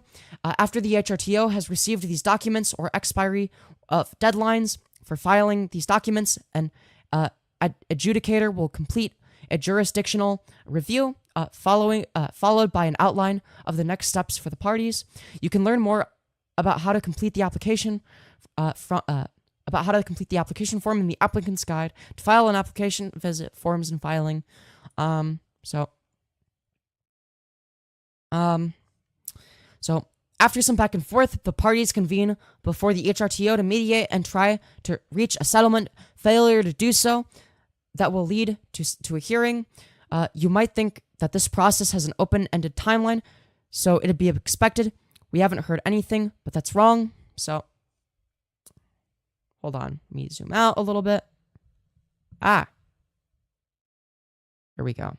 Now I'll be able to read this. So, let me, drink some water, all right? So I can read this shit, all right?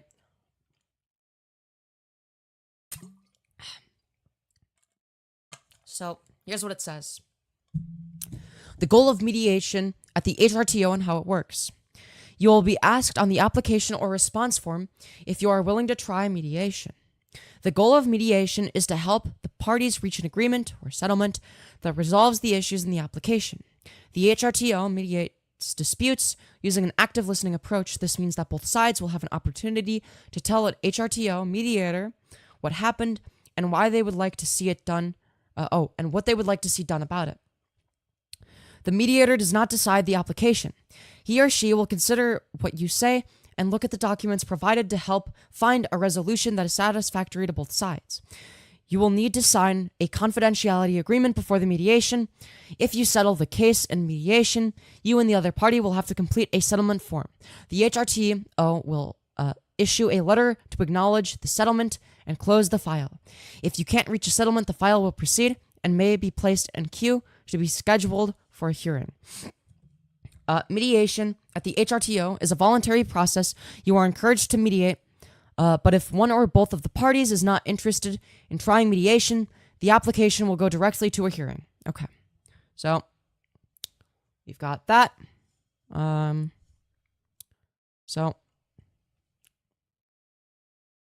Unfortunately for Keffals, the HRTO sets a deadline of 1 year after the initial filing for a hearing should one occur.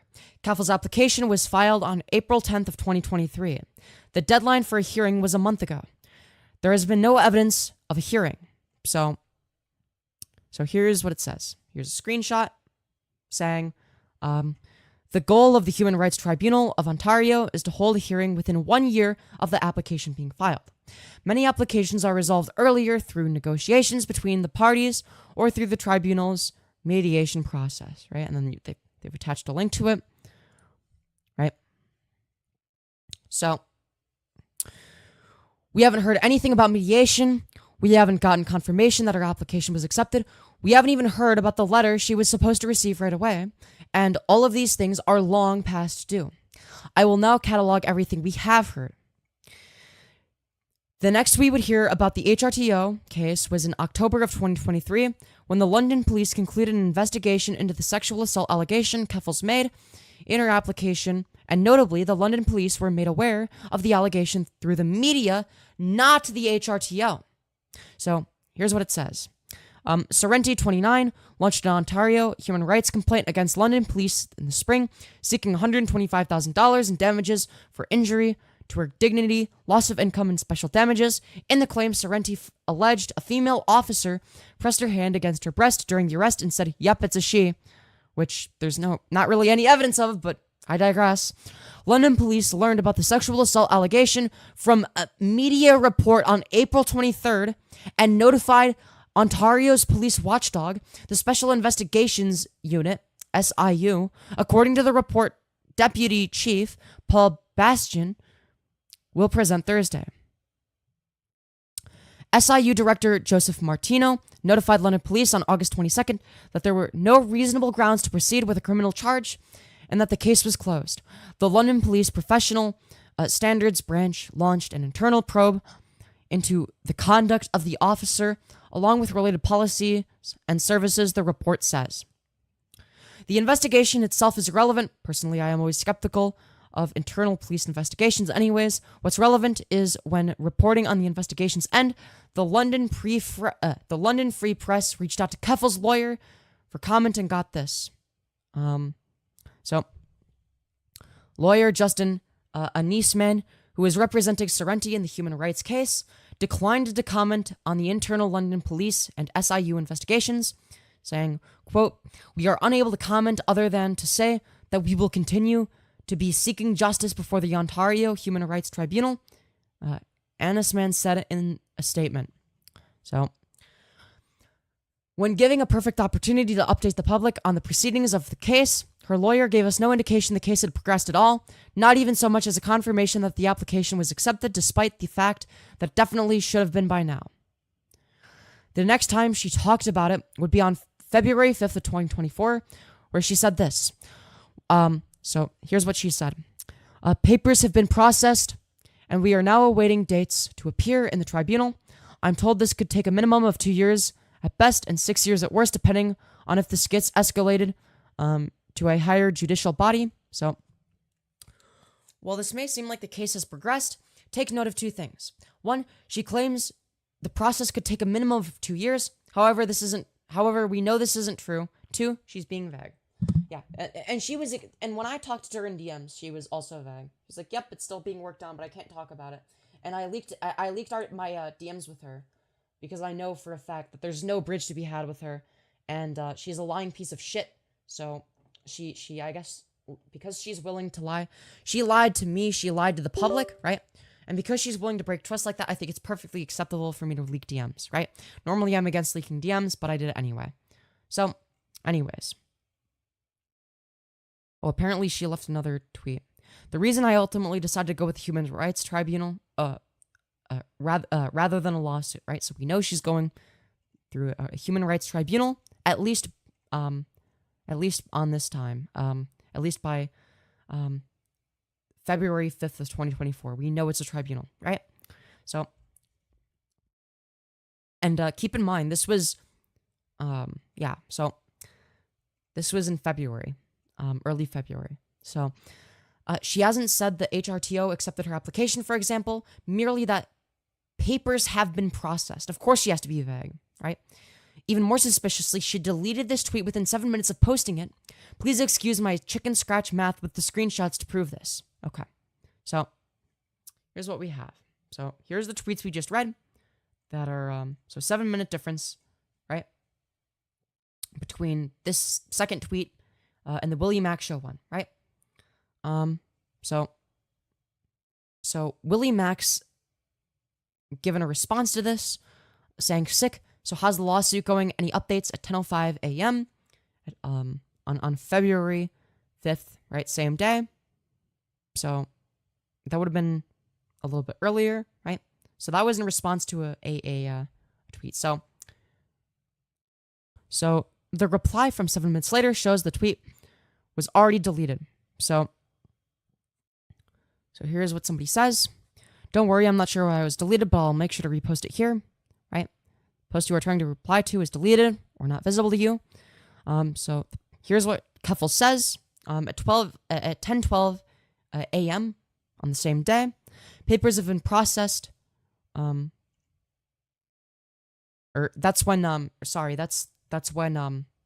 this screenshot was added. Papers have been processed and we are awaiting dates to appear in the tribunal. I'm told this could take a minimum of 2 years at best and 6 years at worst. I don't believe that it would take 6 years for a second. This is just her way of avoiding any amount of accountability. So I hate using a trackpad to zoom in and out, but I don't know, there's no other way to do it. So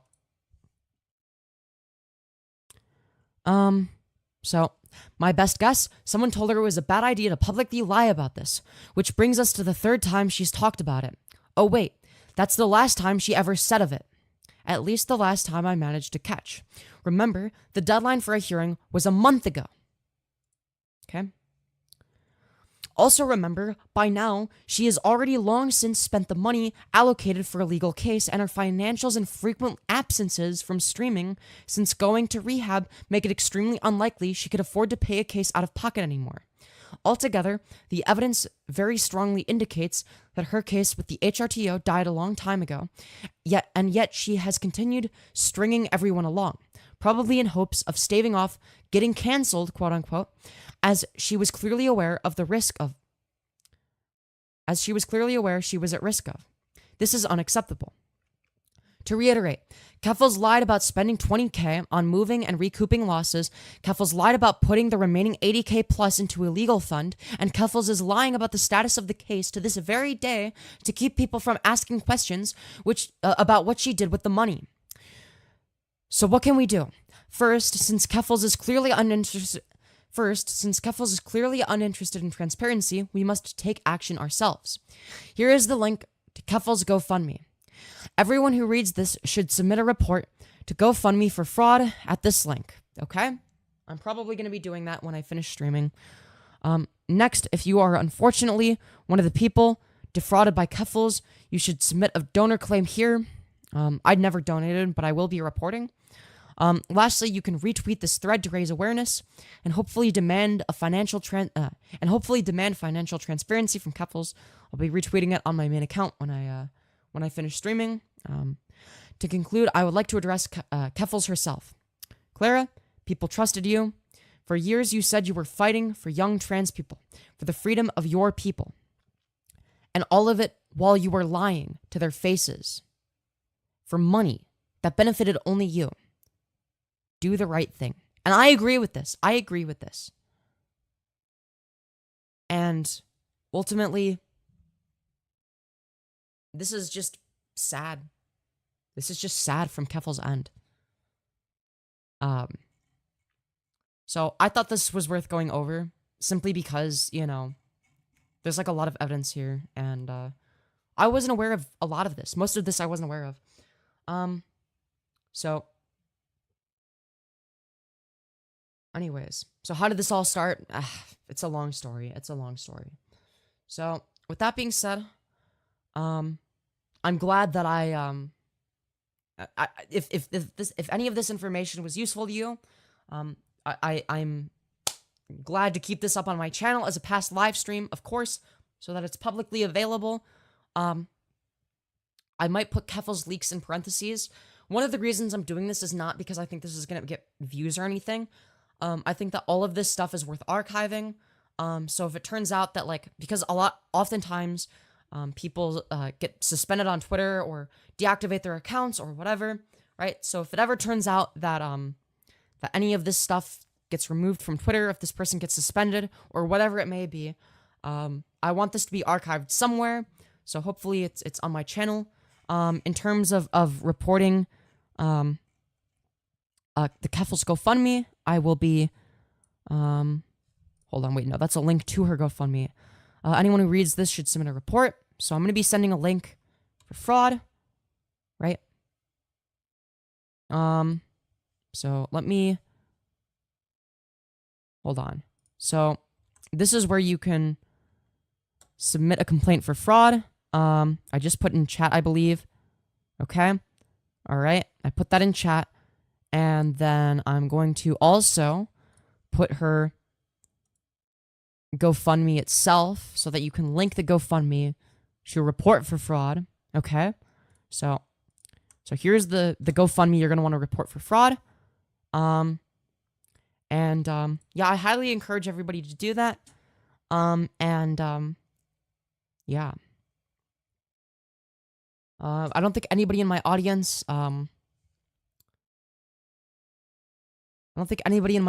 donated to Keffals, but in case anybody is, I will be linking that as well. DeOrio just went live, is that true? Alright. What is my boy Nicholas DeOrio talking about? Dude, I stole his background music at the beginning. I don't know if anybody noticed that. Dude, wait, what? Dude, what is this? Keffals responds? Wait, dude, we're covering this live, dude. We're an on-the-ground journalist covering this as it's happening. Holy shit, what is happening? Hold on, what is this one? Where are they? The V-Bucks, Skylar. So apparently Keffals responded, chat. Does anybody know where Keffals responded? Because this is going to be important. I need to know where she responded. I think that Lyrics did like a video talking about like a stream that she did. Where basically she, it was like a big non-response. She did a Twitch stream but privated it. Do you know if it's archived anywhere? I don't know. Give us the tea, Femyoz. Yeah, so long story short, she did like a stream, but then privated it. And, dude, why is Nicholas DeOrio showing Breaking Bad Sigma edits? Dude, what is this? No media literacy, so let me clue you in. It is not over for me, Skylar. I am the Sigma. A guy Dude, what am I watching? And you think that of me? one who mocks. Okay, alright. What's going on, everybody? How's everybody doing tonight? Yo, W Nick. I don't have like a crazy log of stuff here. I don't know how good this Mutahar video is gonna be, but it just dropped right before I started streaming. You know, Wait, Mutahar dropped the new video? Whole thing here, in case you guys don't know, Muta just dropped a 22-minute response video. We're gonna check that out tonight. Keffals responded, Xanderhall responded. I've been briefed that it's boring, so I'm not really looking. Oh yeah, I saw the Xanderhall response. Holy shit! Wait, hold on. Wait. We need to go. We need to go to the Some Ordinary Gamer's YouTube channel. Okay, we need to go to his YouTube channel because apparently he responded. So here's what it says. Okay, here's the title and thumbnail. Okay, I responded over this video with the video he made about Keffals. So I obviously need to go over this because I did not know. So holy shit. So this was an hour ago. This is an hour ago. So I had no idea that this was released. Dude. Holy shit. Alright, let me close Google, okay? Let me close Google Chrome because I don't need to open anymore. So, without further ado, it was posted an hour ago. It already has 53,000 views. And, so, here's what it says in the description. Over the weekend, I released a video covering an online figure known as Keffals. Over the course of the week, I've received a fair bit of criticism over it, with almost 99% of it having nothing to do with the actual video I made. How so? Let's find out. Thank you for watching. Like, comment, and subscribe for more videos. Alright. Hello guys and gals, me Mutahar. I don't know if I'm debating around the idea of Asmongolding the title. Hello, Mutahar. I hope you're doing well today. Ooh, I've been cancelled. But to be real with you, Classic Asmongold title, dude. ladies and gentlemen, today I wanted to do a little bit of a debrief on one of the more controversial Yes! Breaking news, dude! Breaking news! Welcome to my, the second episode. The second episode of Rape Nation. Hold on. I need to, 3D intro. Free to use. You know what? This one should be good. Okay? Welcome to Rape Nation! Rape Nation! Rape Nation! Rape Nation! Yeah! Dude. Pretend like this logo says Rape Nation instead of Envato. It says Rape Nation in another language, dude. Yeah, dude. Anyways, welcome to Rape Nation, dude. I'm too fucking lazy to make an intro, alright? Dude, we're doing bootleg Nick DeOrio ultimate rape review content with the Rape Nation, okay? Dude, welcome to Rape Nation, everybody. Alright, let's continue. Alright. videos I uploaded in my entire career on this channel. Now, as some of you know, 5 days ago I uploaded a video talking about an internet person known as Keffals, where I looked into their history and looked into a lot of the shady history. And it was I meant to pause it. Yeah, we went over that in a previous live stream. I had my fair share of critiques. I agreed with the general points. There were a lot of receipts. There was like a lot of evidence of Keffals doing a lot of the shady shit she's been accused of. There was literal proof of her basically admitting to misusing the GoFundMe money, the $100,000 that she basically scammed out of her audience. It went over the Catboy Ranch stuff, the DIY HRT stuff. We even did like an entire multiple hour-long research segment because of it. And yeah, so let's see what I'm assuming this is going to be over like the thumbnail discourse. About an hour and 33 minutes of actual, like, looking into a past, gathering all of the receipts, and putting it together in a concise video. Something I will say I enjoyed really putting together, okay? Yeah, and look, I enjoyed watching it. It was a good video. It was a good video. Like, as much as I liked to criticize it and nitpick, right? Like, I do that. I pause Andy a lot. Love making long-form videos like that in amongst the daily goofs and the gaffes that we have over here, okay? So, ladies and gentlemen, since then, I've uploaded the video, and it's done pretty positively. It's got around, I think, 95.9% likes to dislike, like the ratio itself, which, compared to my average of 98%, shows that even with the controversy, a grand majority of the people watching on my channel really did enjoy it, and it's one of those types of videos that I like to make. Now, I don't think I've ever seen Mutahar make a video essay before. Is this like the first time he's done it, or like one of the first times? Because like I don't think he's like known for making like super high effort, like heavily. Actually, wait, I think he does do like heavily. Didn't he do that with what's the guy, the Gerard the Completionist? Didn't he do it with him as well? He's looking into the camera in a dirty way, dude. I hope so. I hope he's looking at me in a dirty way. I'm sorry. understand. I make videos on tons of controversial subjects all the time. And in fact, some of my most favorite videos were videos where I made them on Save the Kids, alongside Coffeezilla, the whole Rubets investigation, working on The Completionist with Carl. Oh yeah, I mentioned that. So yeah, so he's on his video essayist arc. Let's go. Jobst. And then of course, doing this. He did a Metal Gear video essay? Okay, I didn't see that. I love covering this kind of stuff because looking into these stories and actually making waves and what I believe is making a difference and informing individuals is something I like doing, okay? Now, since that video's release, there's been some criticism, and none of it surprisingly on the video's content of its. And this is something that I've been criticizing Keffals for and all of her defenders, right? Is like people are rather than actually looking at the video and watching it and listening to the points that are made and looking at the evidence itself and coming to their own conclusions like any reasonable, normal person would be doing. No. Fuck that. That would require too much intellectual honesty for somebody like Keffals. So instead, she had to nitpick the thumbnail and be like, actually, this accurate drawing of me is transphobic. Now, earlier in this live stream, we did actually prove that, Just a Worm, which is the artist that drew Keffals for the thumbnail, actually does have a transphobic history and actually has done transphobic drawings. But again, there's no way that Mutahar would have known that, right? Like, Mutahar wouldn't have known that that person has like a history of being on Kiwifarms and posting transphobic shit, right? Like, it's reasonable, or sorry, it's unreasonable to assume that Mutahar would have any knowledge of that, right? Like, he's not going around like, oh boy, I better make sure that this artist who's like popular and known for drawing pictures for the commentary community isn't a Kiwi farmer, right? It wouldn't really occur to him to like go digging. Like, who would do that? It's a fucking thumbnail, right? In fact, ever since this video has come out, there's been a small but somewhat vocal minority of people that have come out and labeled me as a transphobic individual, going as far as to label my wife, who is in an interracial relationship with me, a neo-Nazi. In fact, which is insane. Like, I'm sure that there are plenty of criticisms you could levy towards his wife. I'm sure, I don't know. All I know about his wife, DeOrio, is that my older bro hates her. Or no, sorry, she hates my older bro, and my older bro thinks she's annoying, right? Like I think they like hate each other. I don't know why. For those of you who aren't informed, my older bro is Neon Caffeine, but like there's like not like any issues with Mutahar.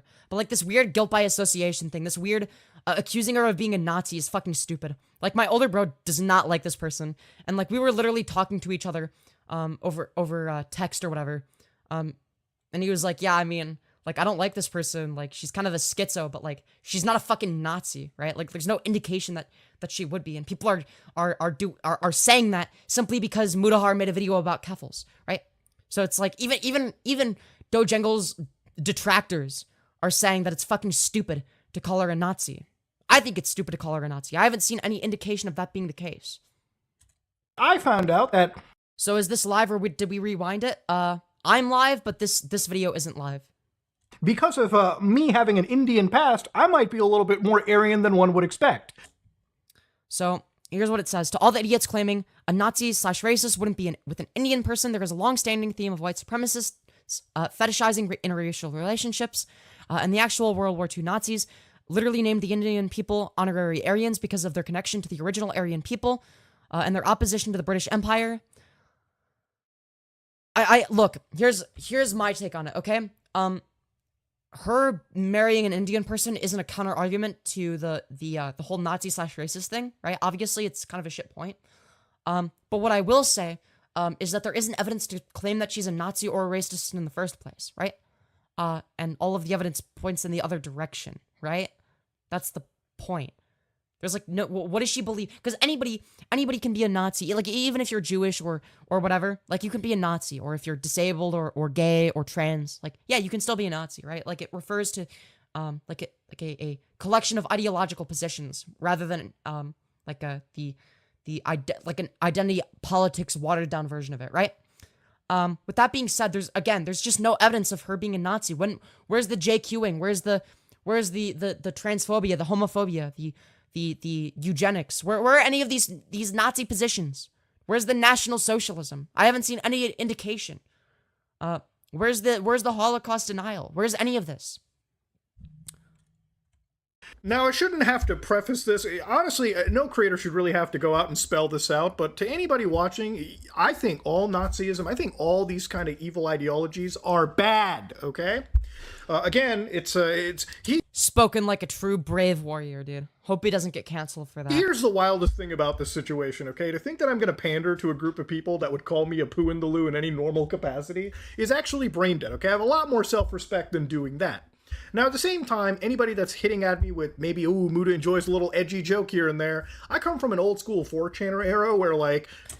Honestly, if anybody is using that as, like, an actual argument, like, against Muta, like, they're fucking stupid and they need to shut the fuck up, okay? Femyoz isn't dressed as cute as usual? Yeah, because I'm trying to be taken more seriously. Anyways. You shitpost, but we don't know you, so I'm skeptical. Oh, Larissa is based, okay? Don't ban that person, okay? They seem based. Alright, don't like time them out or anything. Alright? They're just a little bit of a shitposter, okay? Cap, you're adorable. Look, I'm trying to be taken seriously today, okay? Callie, you're doing a great job, baby girl. Thank you. I'm just being silly, no disrespect. Oh no, but I know what you mean, like. I low-key think Femyoz is hot, base to W take. Anyways, oh, I'm not timing anyone. I only have 2 people, so they can stay. Oh, 29 people. Yeah. I misread that. Anyways. But yeah, no, the whole, you're not allowed to make an edgy joke thing, I think is fucking stupid, obviously. Anything goes on certain sites on the internet. So if some of those jokes kind of come out and they may be a little bit crass, it's not coming from a place of hate. It's just because that's the era I'm from. And you know what? Over the last few years, I have genuinely tried to kind of correct myself to be a little more inclusive on this channel and so to speak. But yeah, and making edgy jokes doesn't make me as like a trans woman, a minority. I fucking hate that bullshit. But like, if people are gonna appeal to that, you have to realize like, okay, cool. Yeah, I'm also a trans woman, and I like edgy humor. I like edgy jokes about trans people. They're funny, okay? As long as the person that's saying them isn't actually transphobic, right? anyways, to go back to like the whole idea of, Nazism and transphobia and all that, I think it's actually quite insulting. For anybody that would even claim on some of these boards, I remember when Moody used to read those creepypastas. That was in the Paleolithic era, dog, but thank you. But if you're one of those people who are like, I remember when he was on the deep web browsing, why can't we go back to some of that? Well, it's because over 200 episodes, you kind of tap out all the content you can. But if you were an active viewer, you would realize that anytime I came across, Nazi content or anything really evil, actual racist behavior, transphobic behavior, I would sit down and actually make fun of that behavior, okay? Yeah, as you should, which I feel like is the reasonable, correct thing to do. Like, I just don't understand how Muta is getting canceled simply because, the thumbnail was transphobic for the drawing. Like, it's just so fucking stupid. It's so lame, man. Like, yeah, obviously it turned out, and we went over this earlier in the stream, it was the first thing I wanted to go over, the fact that, yeah, obviously the person did end up having a transphobic history, the artist, that is. But again, Muta couldn't have known that. There's no way he would have known that. I didn't know about that. I would really actually make fun of evil ideologies like that, because I think you should make fun of ideologies like that and really let people know how stupid they are. Yeah, and Muta has the correct mindset here. Like, have you ever noticed that, like, a lot of the most effective political advocacy on the internet, which, I guess, as effective as it can be for the internet in terms of just, like, the actual rhetoric itself, consists of making fun of people that are bigoted and just clowning on them?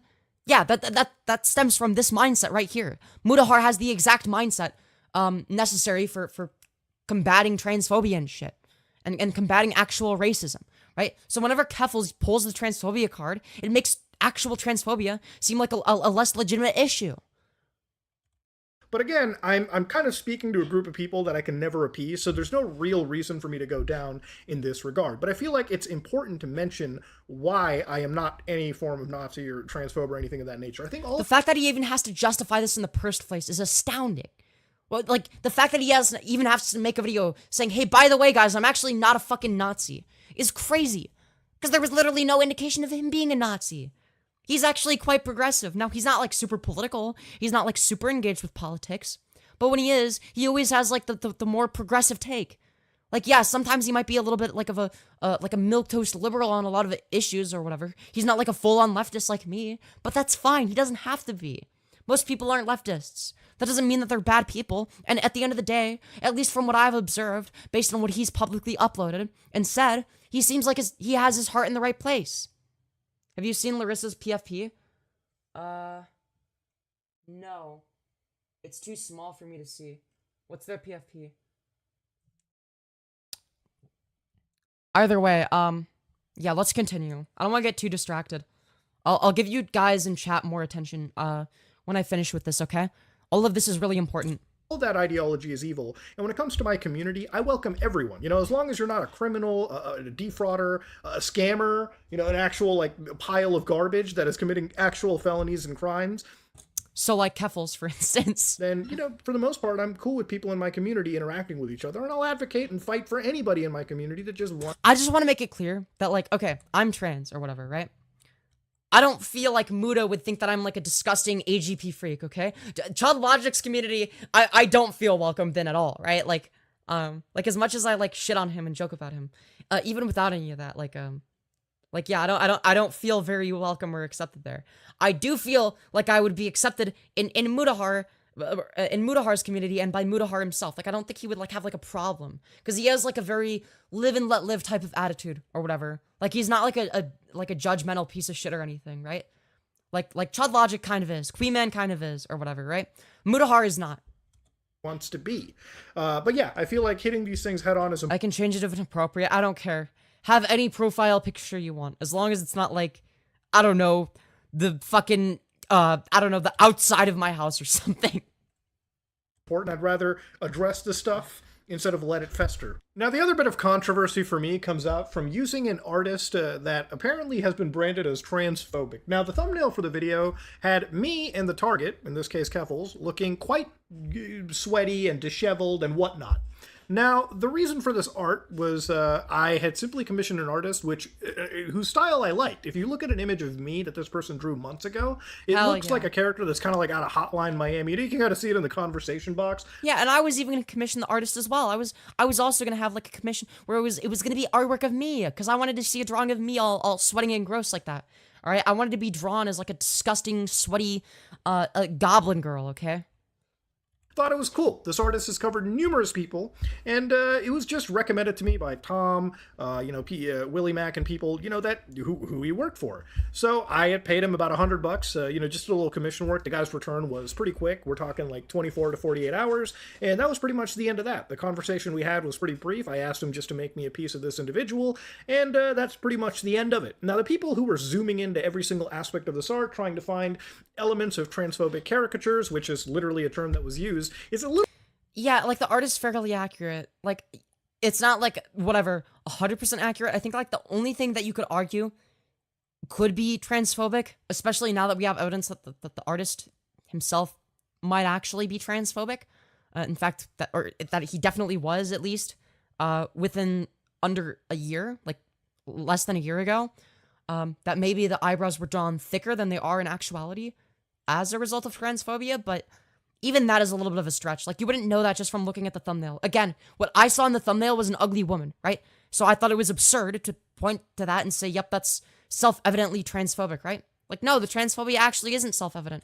A little bit more self-reporting on these individuals, considering that and from my personal, conversations, had no actual intention of anything. This person drew me for Christ's sake, and I liked it enough to hire him on to draw an artist. Now, obviously... Yeah, I feel like if there was an artist that literally drew me and I liked the drawing, I would also hire them for a thumbnail.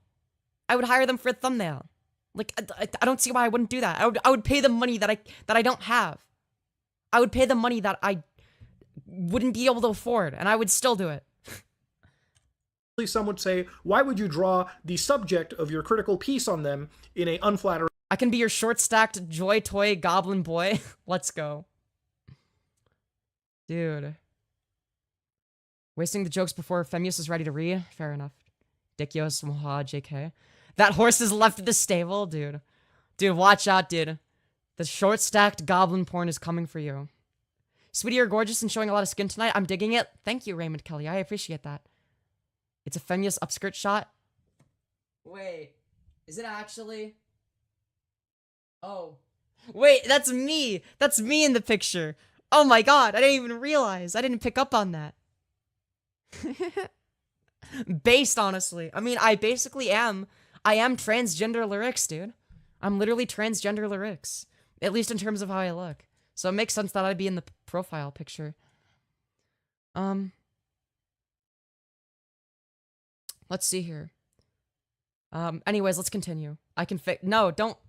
You don't have to change anything. You don't have to change anything. I fuck with the profile, okay? Nothing wrong with a good old profile picture, all right? Don't you worry. Outfit change, Yos? I'm not gonna change my outfit right now. Anyways, sorry. I'm getting distracted, okay? I will continue, all right? We'll continue. All right? Light. Dog, am I gonna dig out fucking Michelangelo and resurrect him to make everyone look good? Get out of here. Now, this is somebody that I would have absolutely gotten into the future, would have absolutely contracted again, but because of the actual like harassment they had received on the internet, they privated their accounts and, from my understanding, are receding from the art world, which is a pretty sad element and something that, you know, it's... I do think that that is kind of sad. In my opinion, I don't think that I don't think that they should be like completely canceled and run off the internet, right? I do think that they deserve second chances, whatever, right? I want to make it clear, right? The segment I did in the beginning, is not like me being like, oh yeah, dude, they should be deplatformed. That justifies the deplatforming or whatever. It's just to show, okay, it's not as black and white as we initially thought, right? Because initially I was like completely defending the dude because there was no evidence of him transphobic or anything like that. And then, okay, now I see evidence of, yeah, maybe he doesn't have the best past or whatever, right? And I hope that Mutahar addresses this. I hope Mutahar goes over the thing that I went over in the beginning, right? Because if not, that does seem kind of shitty. And maybe he's just not aware of it, but it is something that he should cover, right? It is the intellectually honest thing to do. It's actually a net loss in this grand scheme of things. Now, there has been people who have looked into this individual's post history, and some of it has been on Kiwifarms, and I had no idea of any of these kind of postings. Again, Yeah, exactly, which is basically what I assumed would be the case, right? There's no reason he would know about that. I do hope that, like, okay. Relation to this was strictly professional and transactional. I hired somebody to make art, and that art seemed to work off, because in this situation, Keffals had actually responded to this piece of art with some pretty shitty criticism. Watch this. As soon as I released this video, Keffals' response to this was, I understand people have criticisms of me. I don't think that I'm above being critiqued. She does think she's above being critiqued, by the way. Said, was it really necessary to use a transphobic caricature of me in the thumbnail while also not using my pronouns in the video announcement? Just two lies stacked on top of each other from Keffals, of course. Now, the pronouns were kind of shocking because basic English would teach... Yeah, her pronouns are literally she, they, and guess what pronouns Mutahar used? She, they, and we already covered this, so I'm not really giving that much commentary simply because we've covered this on other streams. Me that I used her, and if anything, I used they. Now, just to delineate from the pronoun point, I have to ask the question, if my video is focusing on actual serious, like, mentions of monetary mishandling of GoFundMe money or charity money, why is that not addressed in this initial response, but actually because it's the just thumbnail, a way, which I guess... It's just a way of obfuscating. That's why Keffals does this. She's literally just obfuscating. That's all there is to it. She's focusing on the thumbnail because she's obfuscating. She doesn't actually want to respond to any of the actual criticism, so she's nitpicked the thumbnail, even though it looks like her, but sweaty, with slightly thicker eyebrows. Okay, I'll give her that, okay? That's the one point in her favor. And you wouldn't even be able to, like, tell, oh yeah, the eyebrows are slightly larger, or, like, the eyes are slightly lower, until seeing them side by side, right? And, like, the bottom half of the face is, like, extremely accurate. The bottom half of the face is, like, about as accurate as it can be. It's, like, drawn almost perfectly, right? So it's not like they made her jawline stronger, more masculine. It's not like they gave her mustache hair or anything like that, right? Again, the only evidence of Just a Worm being transphobic is his history on Kiwifarms, which obviously Muta didn't know about. There was no reason for him to know about that. Like, what do you do anytime you commission art as a YouTuber? Do you look into somebody's post history and it's like, oh yeah, let me look at all of their post history and see if they have a Kiwifarms and confirm that? It's like, no, that's insane. That doesn't make any sense. This is apparently, allegedly, this transphobic caricature, which it's not, and then the misuse of pronouns, which, by the way, people had found out, no, I actually used all the right ones. It's like, why are we not addressing the actual serious elephants in the room? Why are we just deviating? I don't know, maybe Keffals is detransitioning, maybe that's what's going on.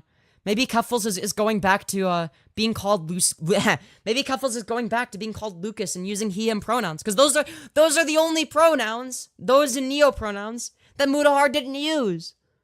So, well, what are Keffals' correct pronouns? If it's not she or they, are the correct pronouns he? Like, what? It's so dumb. To the most nonsense points. And what makes this an even more confusing issue is the fact that she also used the same art on her own videos in her own. Yeah, which just goes to show that, like, yeah, obviously it's unreasonable to assume that you would look into the actual fucking artist's history to see if it's on Kiwifarms. And it wasn't even Keffals that knew about it. That wasn't even Keffals' criticism. It was like a subsection of like whatever, a few trans people on Twitter that may or may not be a part of her audience that found that shit. Like, she didn't know about that. She was saying it was transphobic without any evidence, right? Like, there was no reason for her to know that. Own thumbnails. So all of a sudden when I use it, the guy is producing transphobic caricatures, but when you're using it, it's suddenly okay. The whole point of the art was to make the subject look disheveled. That's about it. That's as deep as it actually goes. Now, one of the reasons for me making a video about Keffals in the first place was, you gotta understand, as somebody that covers internet stuff in general, on my internet content dartboard, there's plenty of topics that exist, okay? This just happened to be the most controversial one.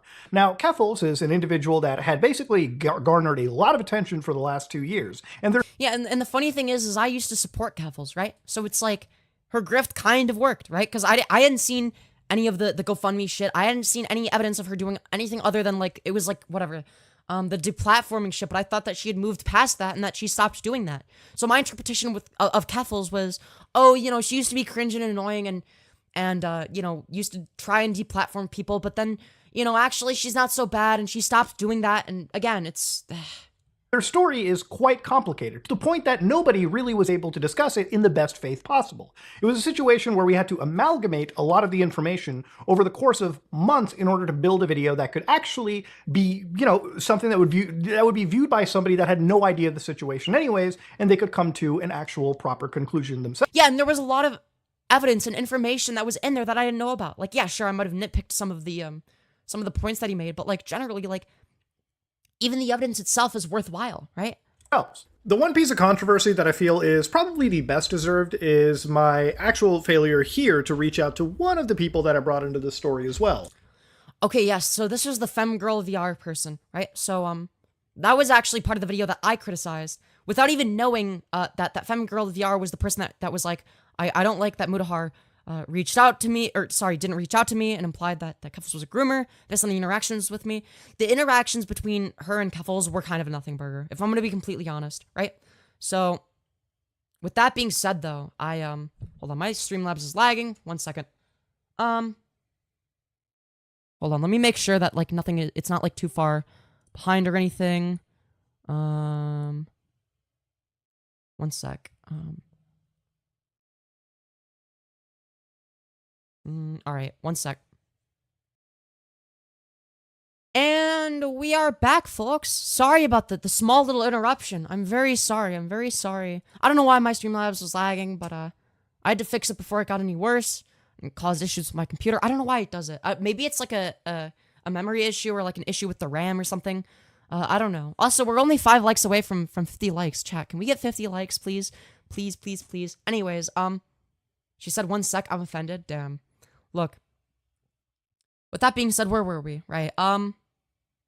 So, let's see here. So, here's what, here's how, okay, so here's how Mutahar responded to the, I don't like, Mutahar low-key implying Keffals groomed me, right? So, Mutahar responded by saying, I highly implore you to actually watch the content and prove where I made an allegation of grooming. I didn't reach out since the point of that section was to show inappropriate interactions online with a minor. Again, please try to disprove anything. Yeah, anyways. Now, this is Femgirl VR, one of the people that I had brought into the Catboy Ranch segment of the video. Now, in this entire section, I basically had... The only reason I'm making this is because... So somebody says, he opens his description of our interactions with a post of Clara calling me cute. This could maybe be construed as problematic, and in context paints a picture that picture would be incorrect. She was never sexual to me, and we only DM'd when I started a conversation. So with a screenshot of Keffals saying, "You are very cute. Never seen you get into drama."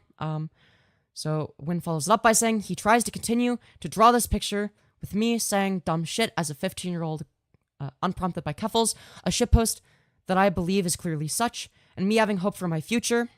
Because the actual person did come out and say that they didn't appreciate me low-key implying that they were groomed in any capacity. Now, I'm going to go back and fall into the original video that I made and basically state that I have in no way basically said that the entire interaction between the Catboy Ranch account or her was implicative or you know, actually definitive of anything grooming related.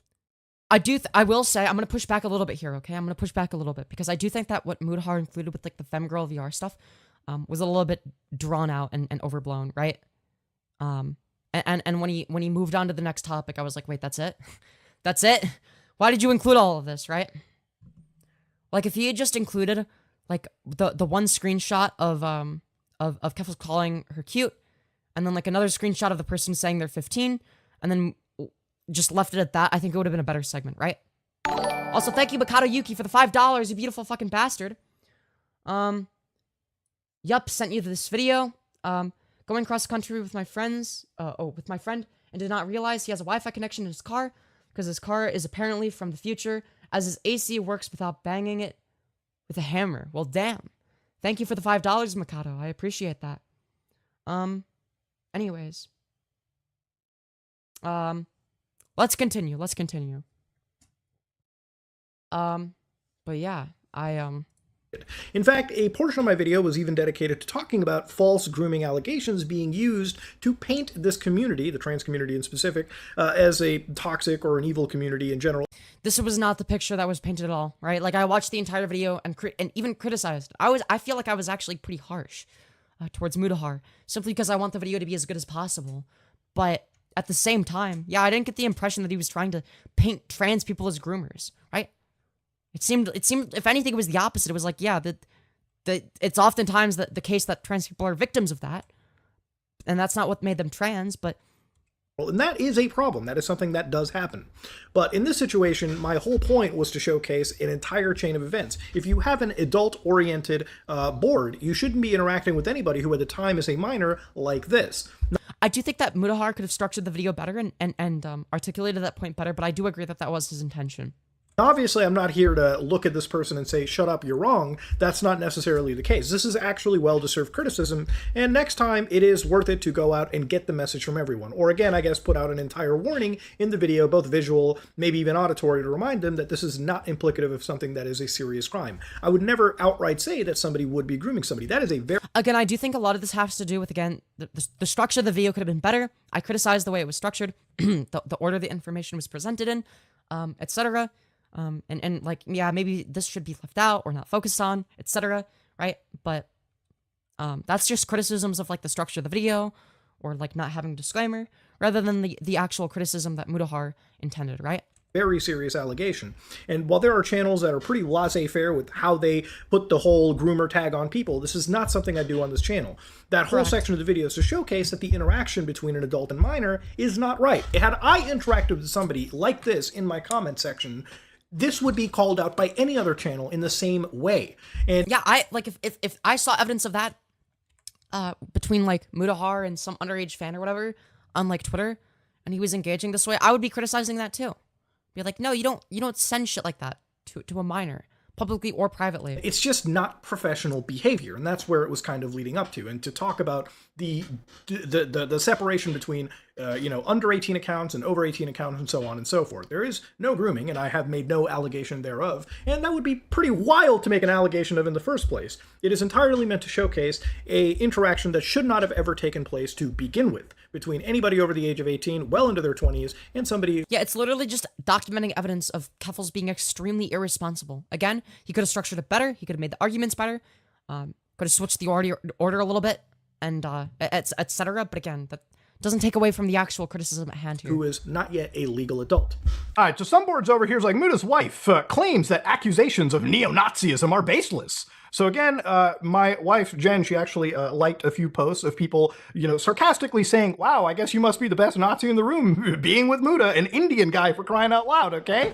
And of course, in this situation, some of the crazy... Yeah, if you take obvious jokes like that seriously, you need psychiatric help, I'm sorry. His comments that I read was, the cognitive dissonance of a Nazi being in an interracial relationship, LMAO. Smartest right-to-white couple. Most white supremacists do, either from fetishism or a superiority complex. You'd be surprised to know that there are some neo-Nazis or supremacists who refine with being in interracial relationships because I mean, it is true that, yeah, sometimes Nazis might be in an interracial relationship, but again, there's no evidence of Dojangles being a Nazi, so the entire argument falls flat.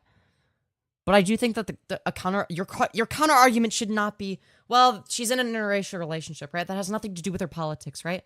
The counter argument should be like just a simple question: what evidence do you have to support the claim that she is a fucking neo-Nazi, right? That's the best counter argument because there is none.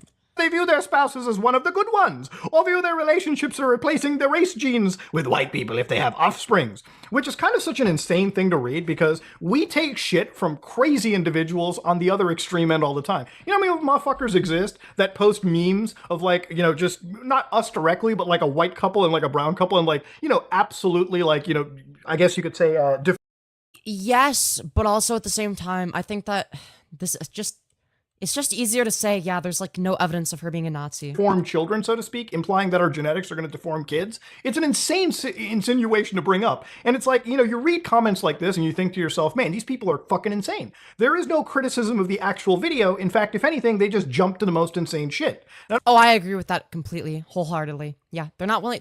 Most of these people that are whining on Twitter haven't even seen the video, right? Don't worry, Jen was absolutely defending herself, as she should, on the internet against some of the craziest people out there. And if she does partake in some crazy jokes, I'll be the first one to tell you, we are an anti-Nazi household. I have spent my entire career crapping on Nazis. If you were a... Yeah, literally. Like, it's just such a weak argument. Well, you see, I'm not gonna watch the video because of the transphobic thumbnail or whatever that accurately depicts this shit. Wait. Is the Wi-Fi back? Dude, what is this lag? Wait. Fuck, dude. This shit is so annoying. Action between the Catboy Ranch account or her. Stop it. Stop it. Hello? Chat? Unable to connect? Are you kidding me? Back? Okay. Dude, what happened? What happened, dude? What the fuck? Dude, I hate my Wi-Fi. Dude, we lost a bunch of concurrence from that. Oh well. Hello everybody, welcome back, I guess. Dude, what the fuck? We waited? Thank you, thank you. Oh my god, I'm so sorry. I'm so sorry. Alright. We're gonna their beliefs, you shit on them outright.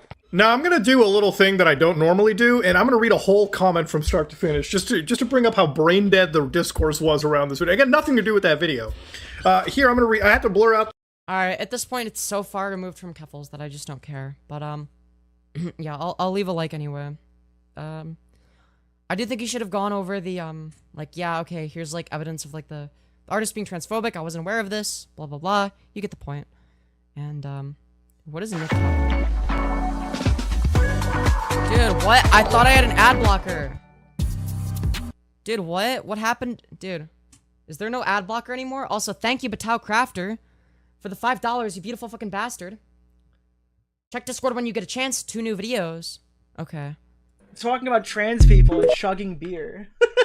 Yo! Like, and he goes on like, as part of this marketing trend to promote their products, but because they hired this dude, more tip tent? Let's go. Alright, sorry. We're not focused on that. It's not lagging anymore? Okay, good. Discord. Let me go on Discord to check for the 2 videos.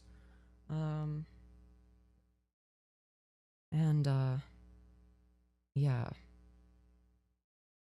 Let's see here. Okay, Patel Crafter. Oh. Okay. we'll watch the Keffals / Tipster parody later. But okay, so Chris the Narc on Twitter posted this. So this is the live stream she did. Okay, so Chris the Narc quote tweeted it. Here's the actual post. Earlier today, Keffals did a secret since removed Twitch only gaming stream. Psychomotor compilation video. 12 less backlash than expected from drama freaks. I don't owe anyone a response, no more drama. Streaming was stressful, I just want to play games. Alright. I was contemplating like when I should just start streaming again, and I figured I don't know. Does anybody even want to watch you stream at this point? I have no idea. I may as well just rip the band-aid off and go back to streaming. Okay, well hopefully you raise $80,000 for charity to make up for the $80,000 you stole. It's cool how many R.I.P. Dollar Dono, wait, what?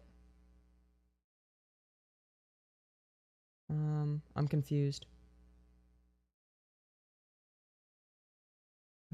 I ate the dollar? Okay, anyways. random people showed up to an unannounced stream after a 2-month hiatus.